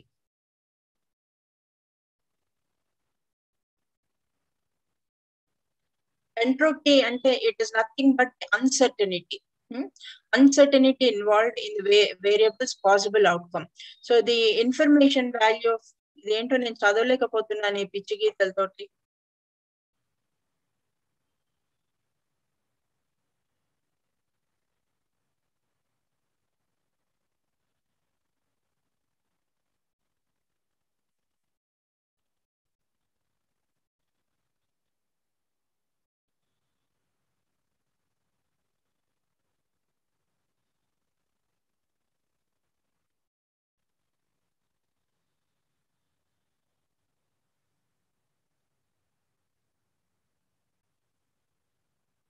Okay. హలో మేడం, స్టార్ట్ చేయండి madam. Students share చేయకుండా చేశాను ఇక్కడ అడ్మిన్ నుంచి, మీరు స్టార్ట్ చేయొచ్చు madam. yes okay Kiran, I will do that. అదే నేను ఈ కనెక్షన్ పోయింది నాకు. So okay, so anyway, so far we have discussed the different components of the information system. AMM sender to transmitter. Transmitter converts the message into codes, and the transmitter, it passes on this code to the channel, and from the channel it goes to the receiver. Receiver again decodes the message, and then it is transferred to the destination. So these are all the components of the information system. Inkoka component, very important component, is entropy. ఇందాక మనం తెలుసుకున్నాం కదా, the sender has the source is also the decider. ఇందాక నేను చెప్పాను కదా, what content I should deliver అనేది నేను select చేసుకోగలుగుతాను మీకు. If I select the right content, then you will be benefited. If I select the wrong content, you will not be benefited. అవునా కదా? So entropy అంటే నాకు చాలా ఆల్టర్నేటివ్స్ ఉన్నాయి. I have lot of alternatives from which I have selected this content. ఈ content నేను select చేసుకున్నాను మీకు ఇవ్వాలని. So the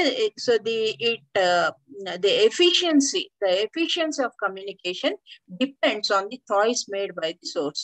Okay, so this is what we call it as entropy. మీరు సింపుల్ గా మీరు ఎంట్రోపీ అంటే మీకు ఏమని వచ్చిందంటే మీరు you can write it as the source in the information system.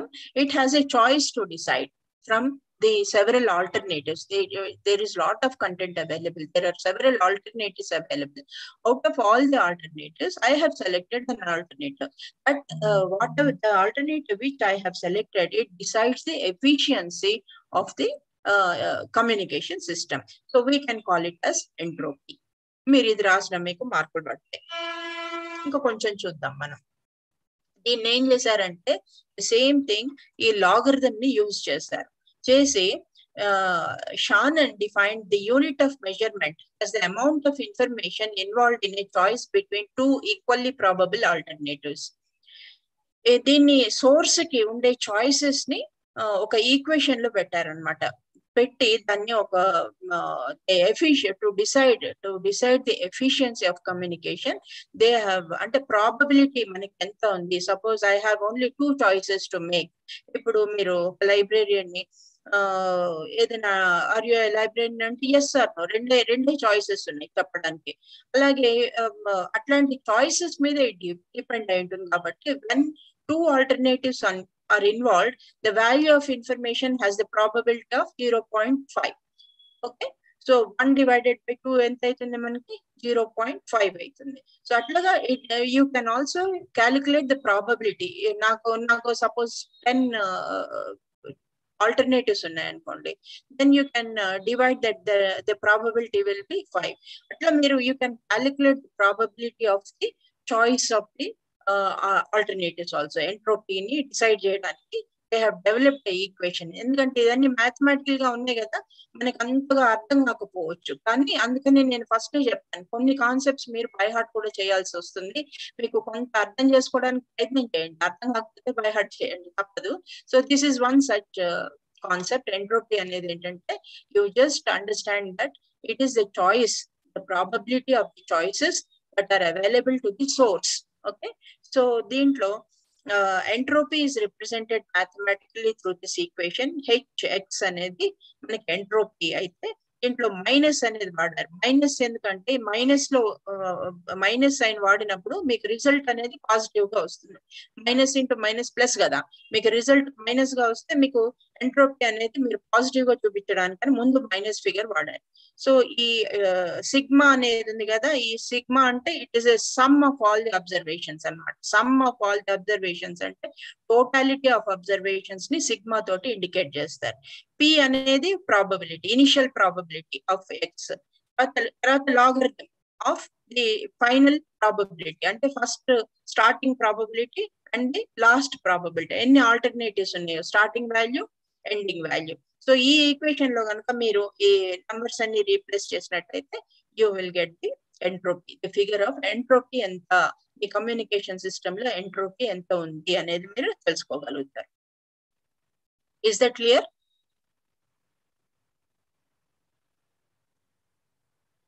ఇంకొక ఇంపార్టెంట్ కాన్సెప్ట్ మనం తెలుసుకోవాల్సింది ఏంటంటే redundancy.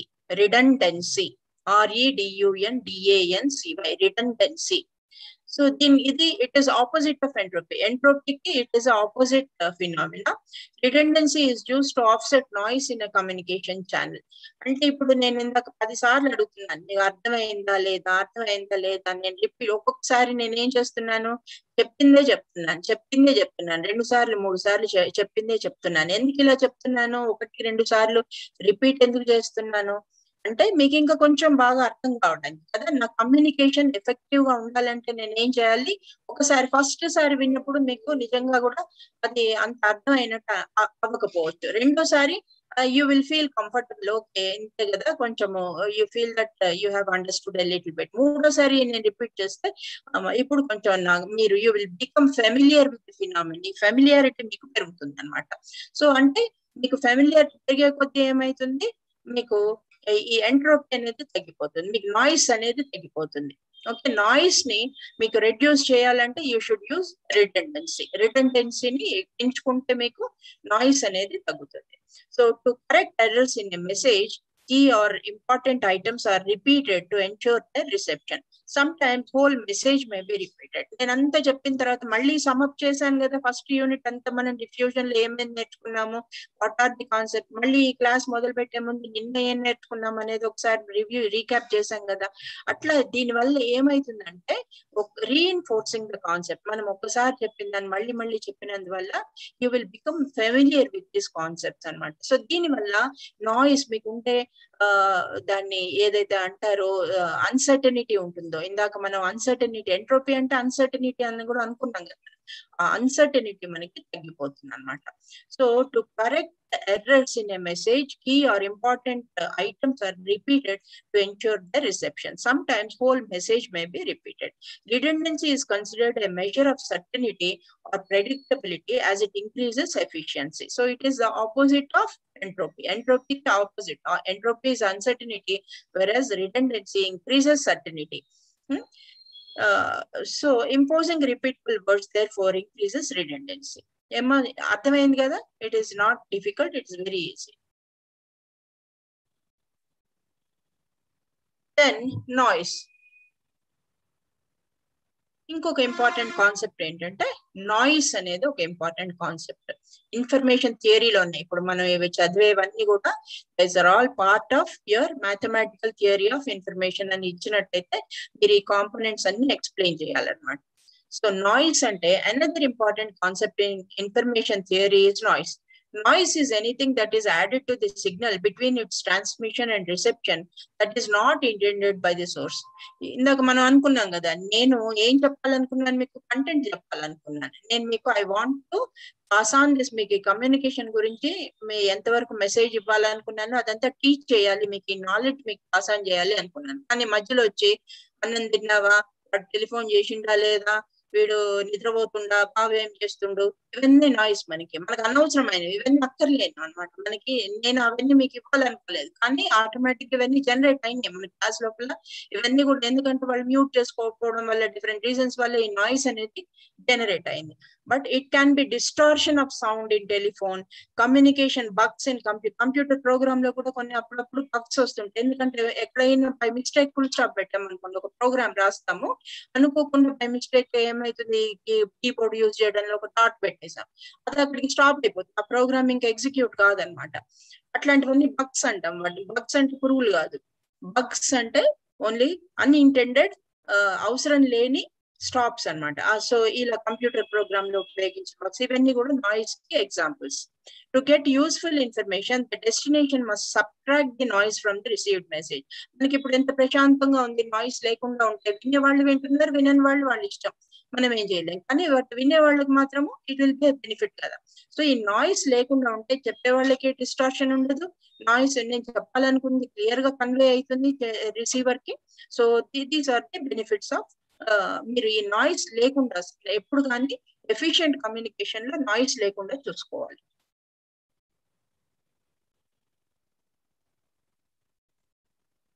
Then this noise again you can categorize into two types of noise. One is semantic noise. And 2 engineering noise. Semantic noise అంటే నేను చెప్పే దాంట్లో మీకు clear గా లేదనుకోండి, మీనింగ్ మీకు క్లియర్ గా కన్వే కాలేదనుకోండి, దాన్ని మనం సెమాంటిక్ నాయిస్ అంటాం. నేను వాడే పదాలు మీకు అర్థం కాకపోవచ్చు కొన్ని. ఇప్పుడు సెమాంటిక్ నాయిస్, సెమాంటిక్ ఇదేంటో పెద్ద వర్డ్ ఉంది, మాకు అర్థం కాలేదు. సెమాంటిక్ అంటే it's nothing but grammar for meaning of what I'm convey the content of the meaning of the content is semantic noise. ఈ మీనింగ్ లో ఏమన్నా నేను తేడాలు వచ్చినా, మీకు నేను చెప్పిందా, నేను యూజ్ చేసిన వర్డ్స్ అర్థం కాకపోయినా, ఇలాంటి వాటన్నిటిని మనం ఏమంటాం, సెమాంటిక్ నాయిస్ అంటాం.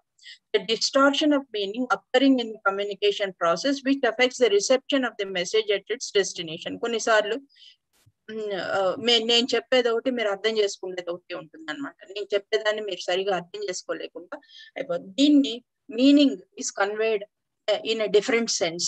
Okay, then it is called semantic noise. అది కాకుండా సెకండ్ ఏంటి, ఇంజనీరింగ్ నాయిస్ అంటే ఇందాక మనం అనుకున్న which is caused by the device or machine. So then it is called as engineering noise. So to overcome the semantic noise, the communicator must increase the level of redundancy. మనం ఏం చేయాలి, నేను ఇలాంటి మీకు అర్థం కాలేదు అనుకుంటే మిమ్మల్ని మాట్లాడికి అడుగుతున్నాను కదా, నేను అర్థమైందా లేదా, ఏమైనా డౌట్స్ ఉన్నాయా అని అలాగా అడిగి దాన్ని ఈ రిటెండెన్సీని తగ్గించుకోవాలి. ఇందాక మనం ఒక కాన్సెప్ట్ చూసాం కదా, రిటెండెన్సీ ఈజ్ ఆపోజిట్ ఆఫ్ ఎంట్రోపీ అని అనుకున్నాం కదా. రిటెండెన్సీ అంటే సర్టనిటీ పెంచుకోవాలని చెప్పాం కదా. సో దాన్ని మళ్ళీ మళ్ళీ రిపీట్ చేయడాన్ని రిడెండెన్సీ అంటున్నాం కదా. దాని వల్ల కూడా మీ మెసేజ్ లో క్లారిటీ పెంచుకోవచ్చు, నాయిస్ ని కూడా తగ్గించవచ్చు. So noise can be reduced by improving the coding of the message. కూడా కోడింగ్ లో కూడా మీకు ఎఫిషియన్సీ పెంచితే నాయిస్ తగ్గిపోతుంది. So this is all about noise. Okay అమ్మా, ఇంతవరకు మనం నేర్చుకున్నంత ఇన్ఫర్మేషన్ థియరీలో కాంపోనెంట్స్. మీకు ఏమైనా డౌట్స్ ఉంటే అడగండి.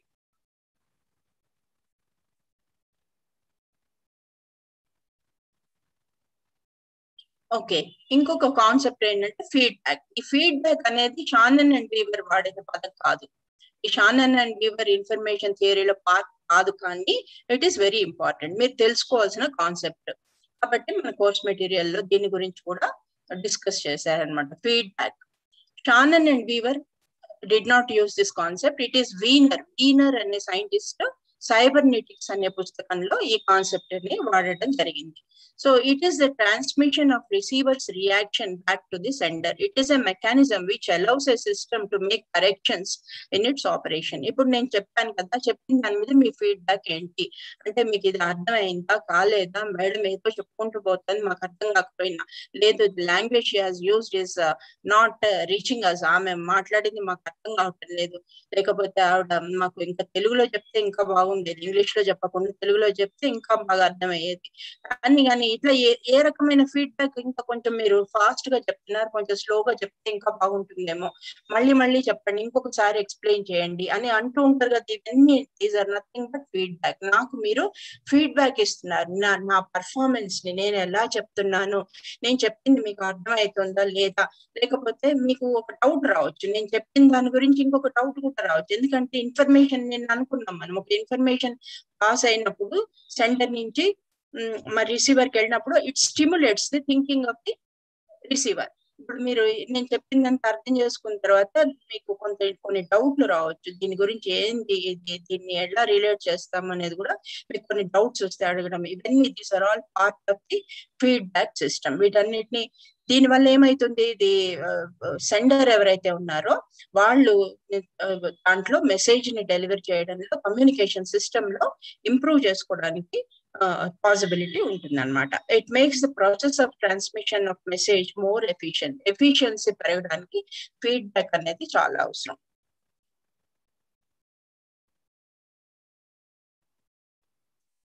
అండ్ ఇంకో కాన్సెప్ట్ అనేది medium. This is also not used by Shannon and Weaver model లో పార్ట్ కాదు, అయినా కూడా మీరు తెలుసుకోవాలి. It is a technical or physical medium.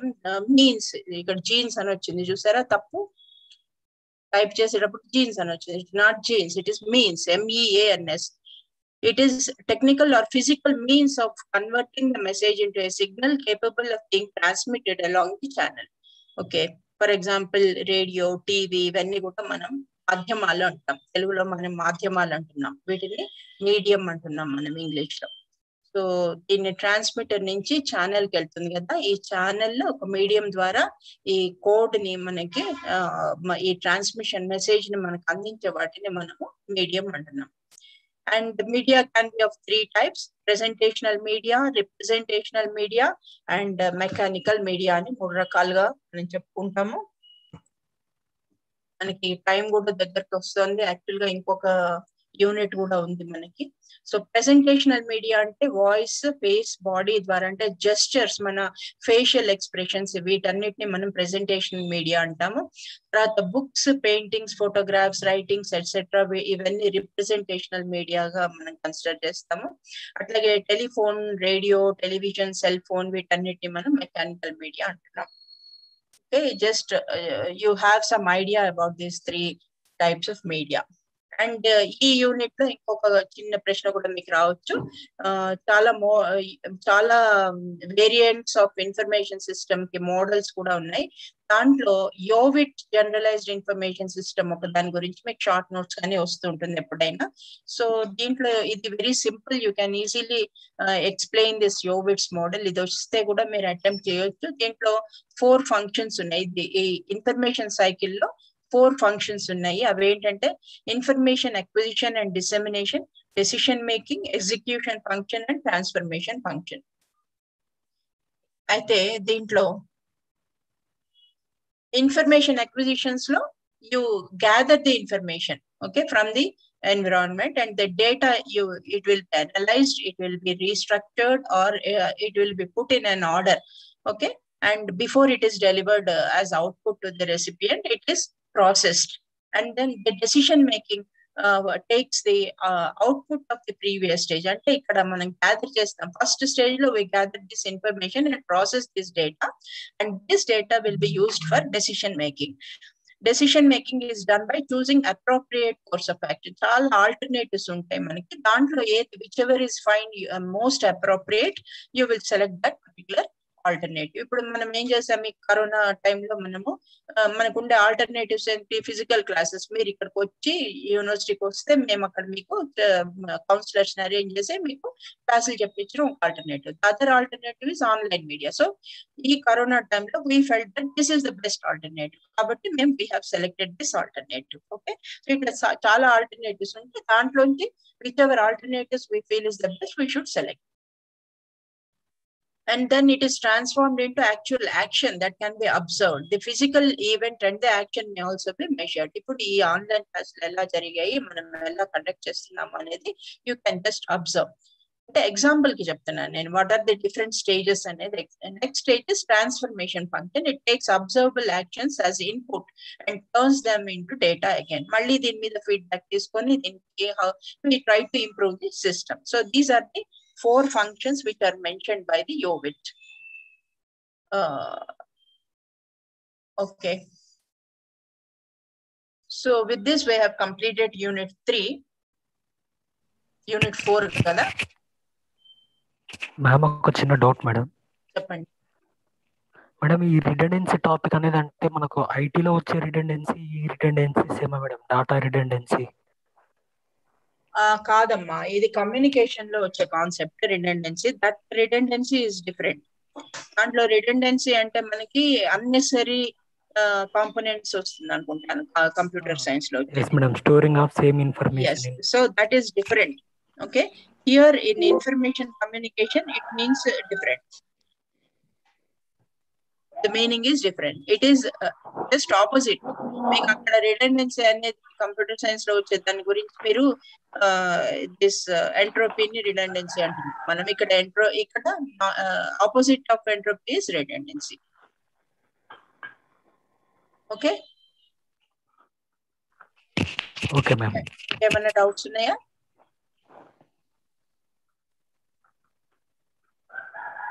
No madam. Okay, now let us start the next unit.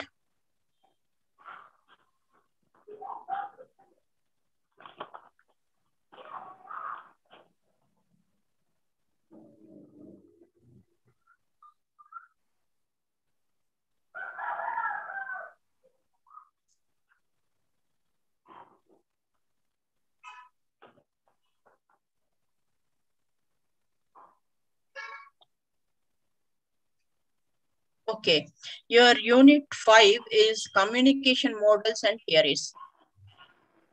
Okay, so the basic idea of communication is transfer of information or conveying, sharing the information. So always man wants to share his experiences with others, kada? So knowingly or unknowingly, people practice different communication techniques. Every day we practice different communication techniques also. So communication takes place when one mind acts upon its environment, that another mind is influenced by the experience of the communicator. It's nothing but an introduction. Okay, definitions choose the communication. The imparting, conveying, or exchanging ideas and knowledge, whether by speech, writing, or signs, is called. Oxford English Dictionary provides this definition for communication, that is imparting, conveying, or exchanging ideas and knowledge, whether by speech. What is a method of communication? This is speech, writing, or signs. It's not always oral communication is required. It can be through written communication may also be there, or signs also are a means of communication. Okay, you can communicate using speech, using writing, or even using the signs. Okay, so this is the definition provided by the Oxford Dictionary. And then Peter Drucker, he's a management specialist. He says that ability of various groups within the enterprise to understand each other's functions and concerns.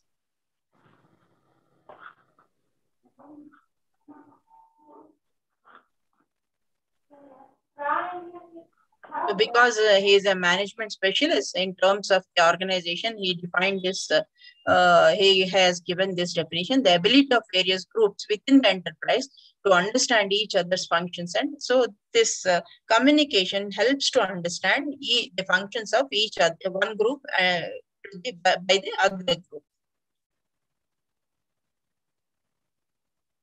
And then we'll see how Dr. S.R. Ranganathan, he has defined this communication. He says that communication is a transmitting, conveying, or exchange of ideas, knowledge, or information, etc., whether by speech, writing, signs, or other symbols, expressed audibly, visually, or graphically, or in any other manner. So how detailed this definition is. So he is talking about the message, what type of what you are going to share.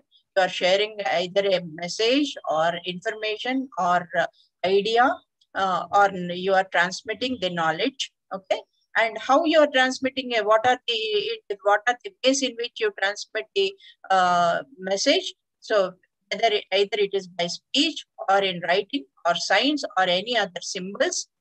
And it is how these symbols are expressed, how these the message is expressed. It may be expressed audibly, that is you can hear the sounds, or you can it may be through visual representation or graphically or in any other manner.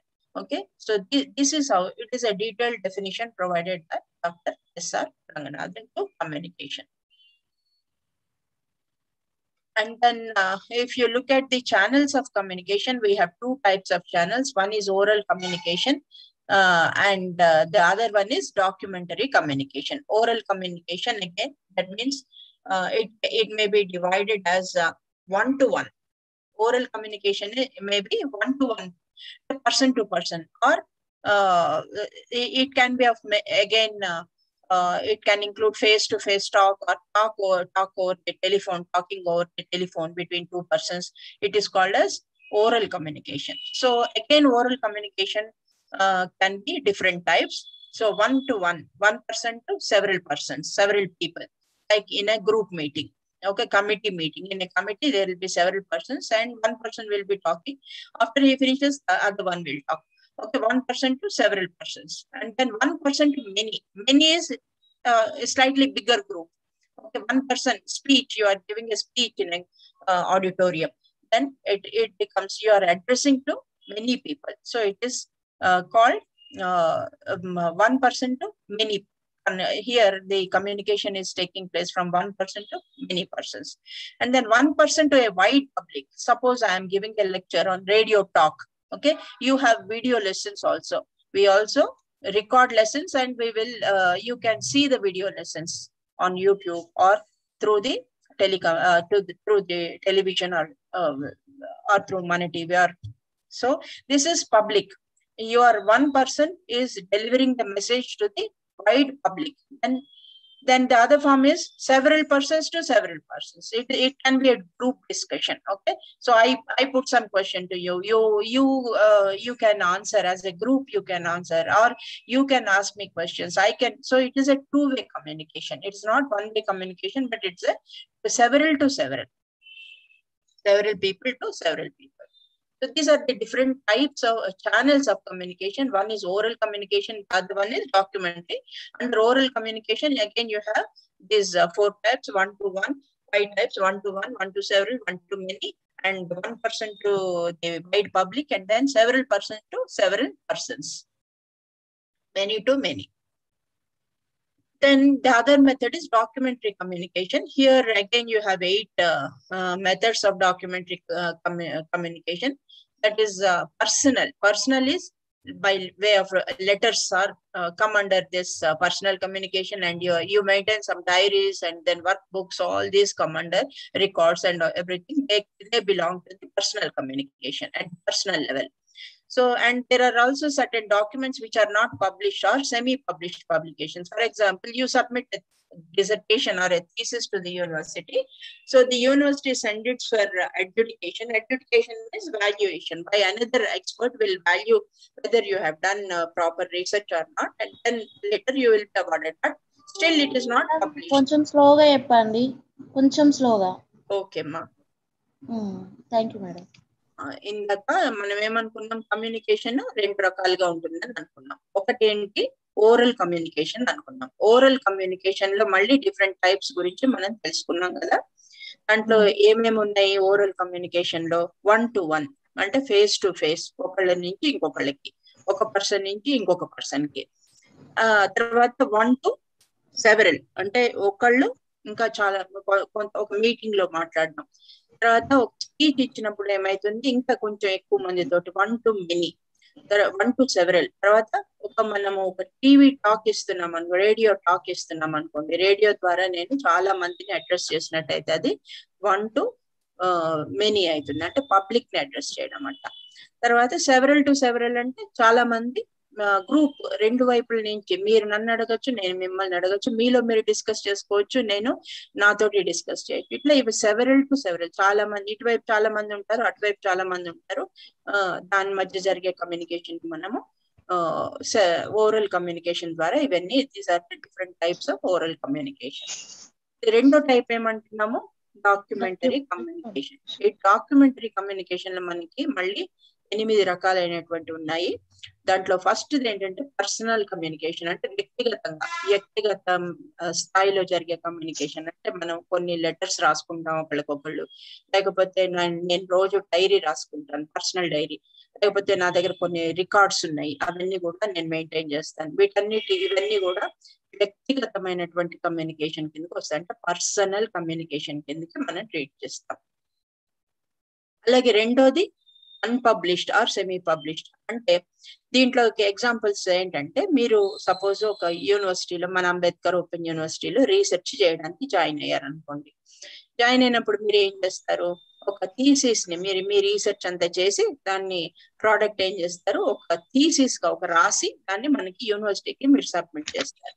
చేసినప్పుడు అదేమైతుంది, దాన్ని ఇంకొక expert కి పంపించి value చేసి, అది మీరు సరిగ్గా చేశారా లేదా అనేది వాల్యూ చేయించి, అది యూనివర్సిటీలోనే ఉంటుంది. అది that will be the property of the university. University అధీనంలోనే ఉంటుంది మీరు సబ్మిట్ చేసిన థీసిస్.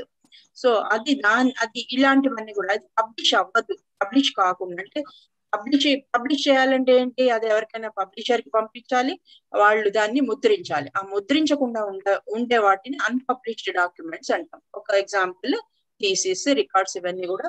లేకపోతే మీ లైబ్రరీలో మీరు టాక్సేషన్ రిజిస్టర్ మెయింటైన్ చేస్తారు, లేకపోతే కొన్ని గేట్ రిజిస్టర్ మెయింటైన్ చేస్తారు. ఇలాంటివన్నీ రిజిస్టర్స్, ఇవన్నీ కూడా అన్పబ్లిష్డ్ డాక్యుమెంట్స్ కిందకి మనం తీసుకోవచ్చు. అలాగే ఎగ్జిబిషన్స్, డెమాన్స్ట్రేషన్స్, తర్వాత personal observations, films, television, visual AIDS, ఇవన్నీ కూడా some of the documentary communication కి ఎగ్జాంపుల్స్ గా మనం తీసుకోవచ్చు. నెక్స్ట్ కమ్యూనికేషన్ బెనిఫిట్స్ ఏంటి, వీటి ఫంక్షన్స్ ఏంటి, ఇలాంటివన్నీ కూడా మీ కోర్స్ మెటీరియల్ ఇచ్చారు, మీరు చూసుకోవచ్చు. This is a very simple chapter, మీకు మీరు కూడా చదువుకోవచ్చు ఇది. అంటే it improves coordination of activities among participants మధ్యలో ఒక సత్సంబంధాన్ని కోఆర్డినేషన్ నెలకొల్పడానికి కూడా ఈ కమ్యూనికేషన్ పనికొస్తుంది. ఇట్ రెడ్యూసెస్ అన్సర్టనిటీ, ఇందాక అనుకున్నాం కదా మనం దీంట్లో డౌట్స్ తగ్గిపోతాయి అనమాట. ఇట్ అన్సర్టనిటీ, మనకి ఇంతకు ముందు ఉన్న కన్ఫ్యూజన్ కానీ అలాంటివన్నీ డౌట్స్ కానీ అన్ని క్లియర్ అయిపోతాయి. కమ్యూనికేషన్ లో మనకి అన్సర్టనిటీ తగ్గిపోవడానికి మనకి హెల్ప్ చేస్తుంది. And it improves ability to emphasize or understand feeling of others. మీరు వేరే వాళ్ళని గురించి అర్థం చేసుకోవాలంటే కమ్యూనికేషన్ ఇంపార్టెంట్. వాళ్ళు ఏం చెప్పకుండా కూర్చొని ఎవరైనా ఏడుస్తున్నారు అనుకోండి, వాళ్ళు ఎందుకు ఏడుస్తున్నారో మనకు తెలియదు కదా. సో వాళ్ళు చెప్పాలి, వాళ్ళు చెప్పినప్పుడు మనకి ఏమైతుందంటే వాళ్ళ ఫీలింగ్స్ కూడా అర్థమవుతాయి. కొంతమంది తమలో తనే వాళ్ళు పైకి బయటపడగానే అన్ని లోపలే దాచిపెట్టుకుంటూ ఉంటారు. అలా దాచిపెట్టుకున్నందువల్ల ఏమైతుంది, వాళ్ళ హెల్త్ దెబ్బతింటుంది కదా. అట్లా కాకుండా యూ షుడ్ షేర్. కమ్యూనికేషన్ మీకు facilitates sharing of your emotions also. Emphasize to understand, మీరు వేరే వాళ్ళ ఫీలింగ్స్ అర్థం చేసుకోవాలనుకున్నా కూడా ఈ communication is very important. It enables sharing of experiences and feelings with others and builds self-confidence. నేను ఈ క్లాస్ చాలా బాగా చెప్పాను అనుకోండి, మీరందరూ కూడా మాకు మేడం చాలా బాగా చెప్పారని మీరు మెచ్చుకున్నారు అనుకోండి. మెచ్చుకున్నప్పుడు ఏమైతుంది, నాకు సెల్ఫ్ కాన్ఫిడెన్స్ పెరుగుతుంది, అవునా కదా. నేను నిజంగా కూడా మా స్టూడెంట్స్ కి నేను బాగా చెప్పగలిగాను అనే ఒక తృప్తి మిగిలిపోతుంది అనమాట. అట్లా మీరు ఈ కమ్యూనికేషన్ వల్లే కదా ఇదంతా జరిగేది. How communication is helping me to build my confidence levels. నా కాన్ఫిడెన్స్ పెరగడానికి కూడా ఉపయోగపడుతుంది కమ్యూనికేషన్. తర్వాత వెంటిలేషన్ ఆఫ్ ఎమోషన్స్, ఇందాక అనుకున్నాం కదా, నేను చాలా స్ట్రెస్ఫుల్ సిచ్యువేషన్ లో ఉన్నాను అనుకోండి, బాగా చాలా నేను ఒక స్ట్రెస్ ఫీల్ అవుతున్నప్పుడు ఏం చేస్తాను, నేను పోయి అందరి మీద అరిచేస్తూ ఉంటాను కదా, ఎవరి మీద కోపంగా అరుస్తూ ఉంటాను. అరిస్తే ఏమైతుంది, నాకు ఒక వెంటిలేషన్ వస్తుంది. నా ఎమోషన్స్ ని నేను గెట్ అవుట్ చేయడానికి ఒక ఛానల్ వస్తుంది. అది కరెక్ట్ కాదు. మీరు ఎవరితోటైనా చెప్పుకున్నారనుకోండి, నాకు ఈ బాధ ఉంది అని చెప్పుకుంటే మీకు చాలా రిలీఫ్ అనిపిస్తుంది. ఎందుకంత రిలీఫ్ వస్తుంది అంటే ఇట్ ఈస్ మీరు you have communicated, you are shared your problems with others. మీ క్లోజ్ ఫ్రెండ్ దగ్గర కానీ ఎవరి దగ్గర కానీ మీకు నాకు ఈ ప్రాబ్లం ఉందని చెప్పుకుంటే మీకు చాలా రిలీఫ్ వస్తుంది. ఎందుకంటే because you have shared the problem with others. Okay, me emotions ని మీరు లెట్ అవుట్ చేయడానికి ఇది కూడా ఉపయోగపడుతుంది. And it provides means for improving individuals mental health. ఇలా చేయకుండా మీకు మీరే లోపలే స్ట్రెస్ ని పెట్టుకొని ఎక్కువ స్ట్రెస్ అయిపోయిన ఓవర్ ఏ లాంగర్ పీరియడ్ ఏమైతుంది, మీ హెల్త్ కూడా ఎఫెక్ట్, మెంటల్ హెల్త్. కొన్ని సార్లు సూయిసైడల్ టెండెన్సీస్ ఎందుకు వస్తున్నాయమ్మా, చాలా మంది పిల్లలు పాపం బాగా చదివే స్టూడెంట్స్ ఉంటారు, సడన్లీ సూయిసైడ్ చేసుకున్నాడు కడుపులో నొప్పితో, ఇలాంటి రకరకాల న్యూస్ మనం వింటూనే ఉన్నాం కదా. ఇవన్నీ ఎందుకు కలుగుతాయంటే వాళ్ళ బాధల్ని వేరే వాళ్ళతో షేర్ చేసుకోలేకుండా, చెప్పుకోలేకపోవడం వల్ల వాళ్ళు తొందరపడి కొన్ని నిర్ణయాలు తీసుకొని విపరీతమైన కాన్సిక్వెన్సెస్ కూడా ఉంటాయి దానివల్ల. సో ఇవన్నీ కలగకుండా ఉండాలి అంటే కమ్యూనికేషన్ వెరీ ఇంపార్టెంట్. మనకి నలుగురు ఫ్రెండ్స్ లేకపోతే లైఫే లేదు అని కొన్ని చాలా ఇవి కూడా ఉన్నాయి మనకి. ఓకే, సో ఫ్రెండ్స్ ఉండడం చాలా ఇంపార్టెంట్ అని మనం ఎందుకు అనుకుంటాం అంటే they help you, they support you. మీకు పర్సనల్ సపోర్ట్, ఫ్యామిలీ సపోర్ట్ అనేది కూడా చాలా important. To get out of this you can ventilate your emotions. వాళ్ళు మీకు ఇది తప్పమ్మా, నువ్వు ఇలా ఆలోచించకూడదు, దిస్ ఇస్ నాట్ కరెక్ట్ అని మీకు ఒక సపోర్ట్ ఇస్తారు. మోరల్ స్ట్రెంగ్త్ ని వాళ్ళు they will provide. So it is very important to let out your emotions. Communication అనేది, కమ్యూనికేట్ చేయడం అనేది it is very important. It plays a major role in your life, in anybody's life. So ఇప్పుడు ఇందాక types of communication తీసుకుంటే there is again verbal communication and non-verbal communication. Verbal communication అంటే by word of mouth లేకపోతే written communication ఇవన్నీ. But non verbal communication ఎలా ఉంటుందంటే it is mostly used in prehistoric, అంటే పురాతనమైన సివిలైజేషన్స్ లో ఇవి ఎక్కువగా వాడేవాళ్ళు.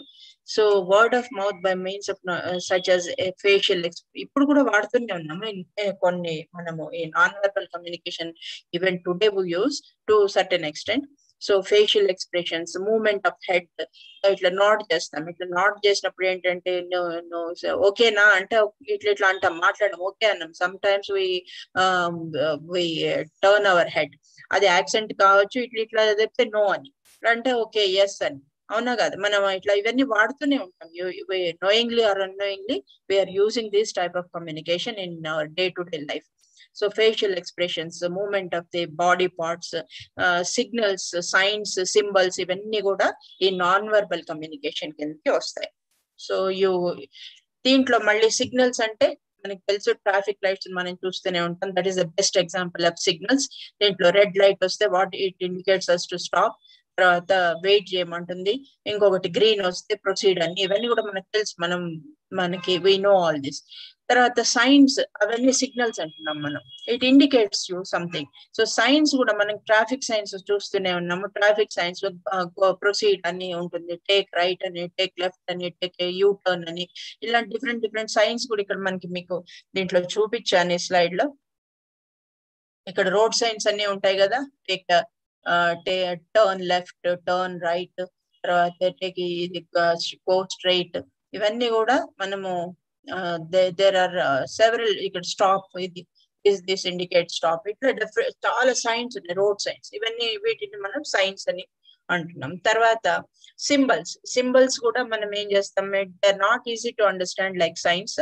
కాకపోతే మనకి కొంత తెలిసి ఉండాలి, ట్రైన్ మైండ్ ఉంటే మనకి ఈజీగా అర్థమవుతుంది. సో ఫర్ ఎగ్జాంపుల్ కోలన్ అనేది క్లాసిఫికేషన్ లో, కోలన్ క్లాసిఫికేషన్ అనేది రంగనాథన్ గారు డెవలప్ చేశారు. దీంట్లో కోలన్ అంటే ఇవన్నీ mathematical symbols, plus, minus, into, divided by, colon, comma, punctuation marks ఉన్నాయి, ఇవన్నీ కూడా. తర్వాత ఈ పంక్చుయేషన్ మార్క్స్ లో కోలన్ ని he used it to connect the symbols. Okay, unless మనకి ఆ సింబల్స్ ని ఎట్లా కనెక్ట్ చేయాలి, కోలన్ ఉపయోగించనే నాలెడ్జ్ ఉంటే కానీ we cannot use that symbol in that particular context. అట్లాగే సో అది మనకు కొంత తెలుసుంటే, ఇంకా depending on the perception of the person, understanding it varies. So కింద మీకు చూపించిన పింక్ లో ఉండే సింబల్ ఏంటి, ఇట్ ఇండికేట్స్ ఫీమేల్. బ్లూ లో ఉండే సింబల్ దేనికి ఇది చూస్తేనే మనకు అర్థం అయిపోతుంది, మేల్ ఫీమేల్ అని మళ్ళీ చెప్పక్కర్లా. దీస్ ఆర్ ఆల్ సింబల్స్ మనకి. And then we have icons మనకి బాగా తెలుసు కదా, కంప్యూటర్ లో మనం రోజు చూస్తూనే ఉంటాము, చాలా icons we come across.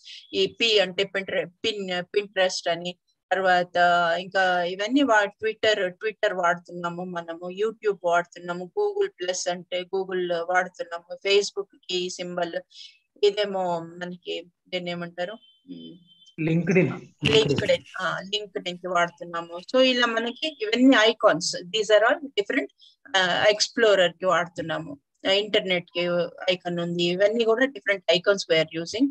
Images, designs or other artefacts which are meaningful and representative of a culture are called icons. ఇది నాన్ వెర్బల్ కమ్యూనికేషన్ గురించి మనం తీసుకొని దీంట్లో different symbols, signs, signals, icons ఇవన్నీ చూసాము. ఇంకపోతే నెక్స్ట్ టైప్ ఆఫ్ కమ్యూనికేషన్ ఏంటంటే verbal communication. దీంట్లో ఇందాక చెప్పుకున్నాం 1 to 1, 1 to several, 1 to many, ఇవన్నీ కూడా వర్బల్ కమ్యూనికేషన్ కిందకి వస్తాయి. Then another type of classification is intra and interpersonal communication. Intra అంటే within yourself, inter అంటే between people. Okay. So interpersonal communication occurs between persons who have common content. ఇప్పుడు నేను library science, మీరు library science కాబట్టి we can share the common messages, common content. Okay, so it depends on effective interpersonal communication requires certain skills and tactics. మనం మాట్లాడేది కూడా ఆచితూచి మాట్లాడాలి, లేకపోతే అవుట్లు వాళ్ళు హర్ట్ అవుతారని మనకు తెలుసు కదా. సో సర్టన్ వేరే వాళ్ళని కన్విన్స్ చేయాలంటే మనకు కొంత స్కిల్ ఉండాలి, కొంత tactics. You should understand other person psychology మనకు తెలిసి అర్థం చేసుకుని ఉంటే then we can easily convince people. అట్లా when you come across new people you should establish rapport quickly. Rapport అంటే మన ఇద్దరికి మధ్య సత్సంబంధాలు ఎవరికైతే ఉంటాయో అది మన మధ్య ఆ రకమైన సంబంధం కనుక ఉంటే ఈజీగా మనం చెప్పేది వింటారు. లేకపోతే మనం చెప్పేది వాళ్ళు చెప్పేది ఏంటి మనం ఎందుకు వినాలా అనే యాటిట్యూడ్ వస్తుంది. అట్లా కాకుండా వాళ్ళు మనకి చెప్పేది, అవతల వాళ్ళు చెప్పేది వాళ్ళు చాలా మంచి విషయాలు ఉన్నాయి మనం తెలుసుకోవాలని ఒక రకమైన ర్యాపోర్ట్ ఉండాలి. లేకపోతే ఏమైతుంది, నెగ్లెక్ట్ చేయడం కానీ, లేకపోతే అటెన్షన్ పే చేయకపోవడం కానీ, ఇలాంటివన్నీ జరుగుతూ ఉంటాయి.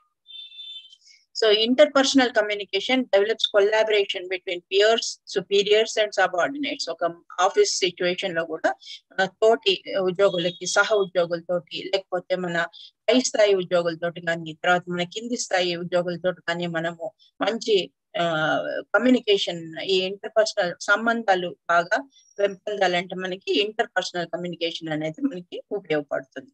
సో అట్లాగే రిజాల్వ్ కాన్ఫ్లిక్ట్స్, ప్రాబ్లమ్స్ ఏమన్నా వచ్చాయి, డిస్ప్యూట్స్ ఏమన్నా వచ్చాయి, అవన్నీ కూడా మనము సాల్వ్ చేసుకోవడానికి మనకి ఇంటర్పర్సనల్ కమ్యూనికేషన్ అనేది చాలా అవసరం. So this is the about intrapersonal communication అంటే within yourself, you talk, you communicate to yourself. అంటే మనకి థాట్స్, ఎక్స్పీరియన్సెస్, పర్సెప్షన్స్, ఇవన్నీ కూడా these all come under interpersonal communication. అంటే ఫర్ ఎగ్జాంపుల్ పోస్చర్ ఉంటుంది. నేను ఇలా మాట్లాడేటప్పుడు మీరు ఇలా అటెంటివ్ గా ఇలా కూర్చున్నారు అనుకోండి, ఇలా కూర్చుంటే then I will think that you are paying attention to me. లేకపోతే ఒక నేను పాటని చెప్పేటప్పుడు మీరు తింటునో లేకపోతే ఇట్లా బ్యాక్ రిలాక్స్ అయ్యి నిద్రపోతున్నో ఒక పరుపు మీదనో పడుకొని ఉంటే మీకు పెద్దగా ఇంట్రెస్ట్ లేదు నేను చెప్పే దాంట్లో మీ ఇష్టం అని చెప్పేసి నాకు అర్థమైంది. అట్లా posture is also important. Okay, so and muscle tension. మనం చాలా సార్లు అంటుంటాం మనం you have become a pain in the neck అని అంటుంటాం ఒక్కోసారి. నా మెడ మీద గుదిబండలాగా కూర్చున్నావు అని. అంటే ఏంటి దాని అర్థం ఏంటంటే వాళ్ళు ఇచ్చే టెన్షన్ వల్ల మనకి మజిల్స్ అన్ని కూడా దాన్ని టెన్షన్ వస్తుంది అని. అంటే దట్ సో ఇవన్నీ కూడా ఇంట్రాపర్సనల్ కమ్యూనికేషన్. స్లీప్ డిజార్డర్స్ ఉన్నాయి, తర్వాత ఎమోషనల్ అప్సెట్ అయినప్పుడు మనకు సరిగా నిద్ర పట్టదు, తర్వాత యూజ్ ఆఫ్ ట్రాంక్యులైజర్స్, తర్వాత కొంతమంది టెన్షన్ లో ఉన్నప్పుడు ఎక్కువగా తినడము, లేకపోతే కొంతమంది ఏం చేస్తారు కాఫీ ఎక్కువగా తాగుతూ ఉంటారు టెన్షన్ లో ఉన్నప్పుడు, లేకపోతే టొబాకో తీసుకోవడం, టీవీ, డ్రగ్స్, ఇవన్నీ కూడా ట్రాంక్యులైజర్స్ కిందకి వస్తాయి. To overcome the stress they do all these things. Then emotions, ఎక్కువగా సాడ్ గా ఫీల్ అవడం, ఎక్కువ ఇది ఫీల్ అవడం, ఇవన్నీ కూడా these are all this should be controlled with in by one self. నాకు నేను కంట్రోల్ చేసుకొని ఇవన్నీ కూడా మనం కంట్రోల్ చేసుకున్నప్పుడు then your life will become easy. So you should be correcting them all this. So ఇంకా కమ్యూనికేషన్ మోడల్స్ కూడా ఉన్నాయి. దీంట్లో మనకి షానన్ అండ్ వీవర్ మోడల్ గురించి మనం లాస్ట్ యూనిట్ లోనే చదువుకున్నాం కదా డీటెయిల్డ్ గా. అందుకని 4 మోడల్స్ ఉన్నాయి. ఒకటి Lasswell's model, second is Shannon and Weaver model, third one is George Turner's model and Schramm's model. ఈ 4 మోడల్స్ మీకు మీ యూనిట్ లో డిస్కస్ చేశారు. దీంట్లో షానన్ అండ్ వీవర్ మోడల్ మనం ఆల్రెడీ చదువుకున్నాం కదా. సో ఇప్పుడు మనము లాస్వెల్స్ మోడల్ ఒక్కటి కొంచెం చూద్దాము. ఆ తర్వాత మిగతా 2 గురించి ఎక్కువగా మీకు అడగరు, అసలు క్వశ్చన్స్ రావు ఇందులోంచి. లాస్వెల్ మోడల్ షార్ట్ నోట్స్ లో రావచ్చు, Shannon and Weaver model long answer లో కూడా వస్తుంది కాబట్టి ఇందాక ఆల్రెడీ చదువుకున్నాం మనం డీటెయిల్ గా. సో లాస్వెల్స్ మోడల్ చూద్దాం ఏంటి అని. So this is the Lasswell model of communication. దీంట్లో ఏమైతుంది అంటే ఈ మోడల్ ఆఫ్ కమ్యూనికేషన్ లో ఏం చెప్పారంటే, who is the communicator, what is the message and in which channel it is passed and to whom it is meant, okay, with what effect, what will be the effect, post effect after receiving the information, what happens. Ivanni kuda he proposed these steps. So this model generally used for media persuasion gurinchi, who refers to the sender or communicator. For example, for who are the intended audience, meeku evaru vallu, authors, publishers. Who refers to the sender, who is sending the information. Okay, whether he is an author, he is a publisher or professional body, and what does it tell, what is the content he wants to pass, what is the message he wants to give, and in which channel refers to the medium.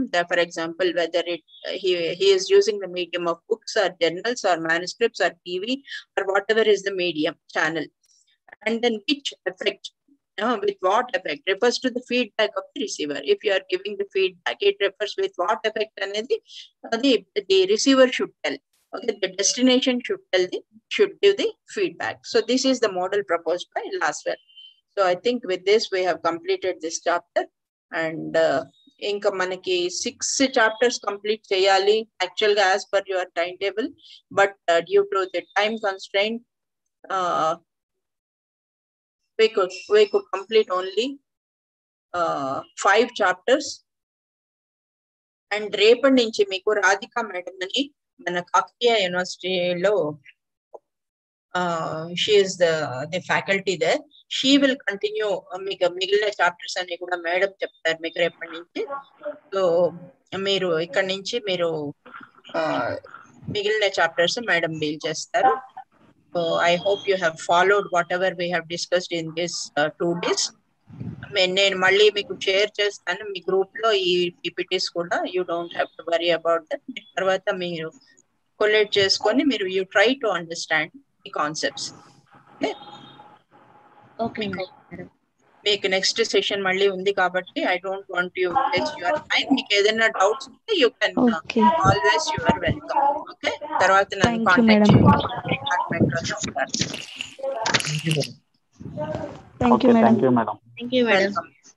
Madam books house కి వచ్చినప్పుడు ఒకసారి students కి inform చేయండి madam. మేము direct వచ్చి తీసుకుంటాం. Post అయితే late అవుతుంది. ఏదమ్మా material?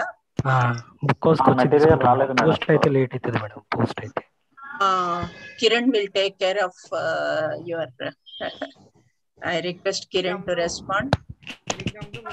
Thank you madam. Kiran unmute చేయమ్మా. unmute చేయండి.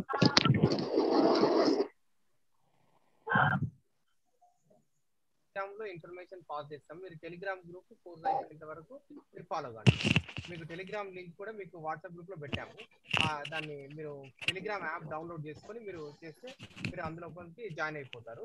టెలిగ్రామ్ గ్రూప్ లో ప్రతి ఇన్ఫర్మేషన్ A to Z ఉంటుంది. మీకు examinations schedule, online classes schedule, information, online classes, ఈ క్లాస్ అన్ని అయిపోయిన తర్వాత ఇవన్నీ కూడా క్లాసెస్ రికార్డ్ అవుతున్నాయి. ఈ రికార్డ్ అనేటువంటి లింక్స్ అన్ని కూడా మీకు టెలిగ్రామ్ గ్రూప్ లో అప్లోడ్ చేస్తాము. అది మీరు మీకు వీలున్న టైంలో మీరు అవన్నీ రికార్డింగ్ వీడియోస్ అన్ని కూడా వినొచ్చు. Don't worry. Thank you very much. Sir books హౌస్కి వచ్చినప్పుడు కొంచెం చెప్పండి సార్. మేము డైరెక్ట్ వచ్చి కలెక్ట్ చేసుకుంటాం. మెసేజ్ వస్తుంది, మీకు మెసేజ్ వస్తుంది టెలిగ్రామ్ గ్రూప్ లో. Don't worry. ఓకే అమ్మా, your point is well taken. మేము గ్రూప్ లో పెట్టిస్తాము. మాకు ఇన్ఫర్మేషన్ వస్తే మేము గ్రూప్ లో పెట్టిస్తాము. You can accordingly you can collect. I wish you all the best. Thank you. I'm leaving the meeting. I'm leaving the meeting, Kiran. Okay, madam. Thank you, madam. Okay madam. Okay madam, thank you. Okay, bye. All the best.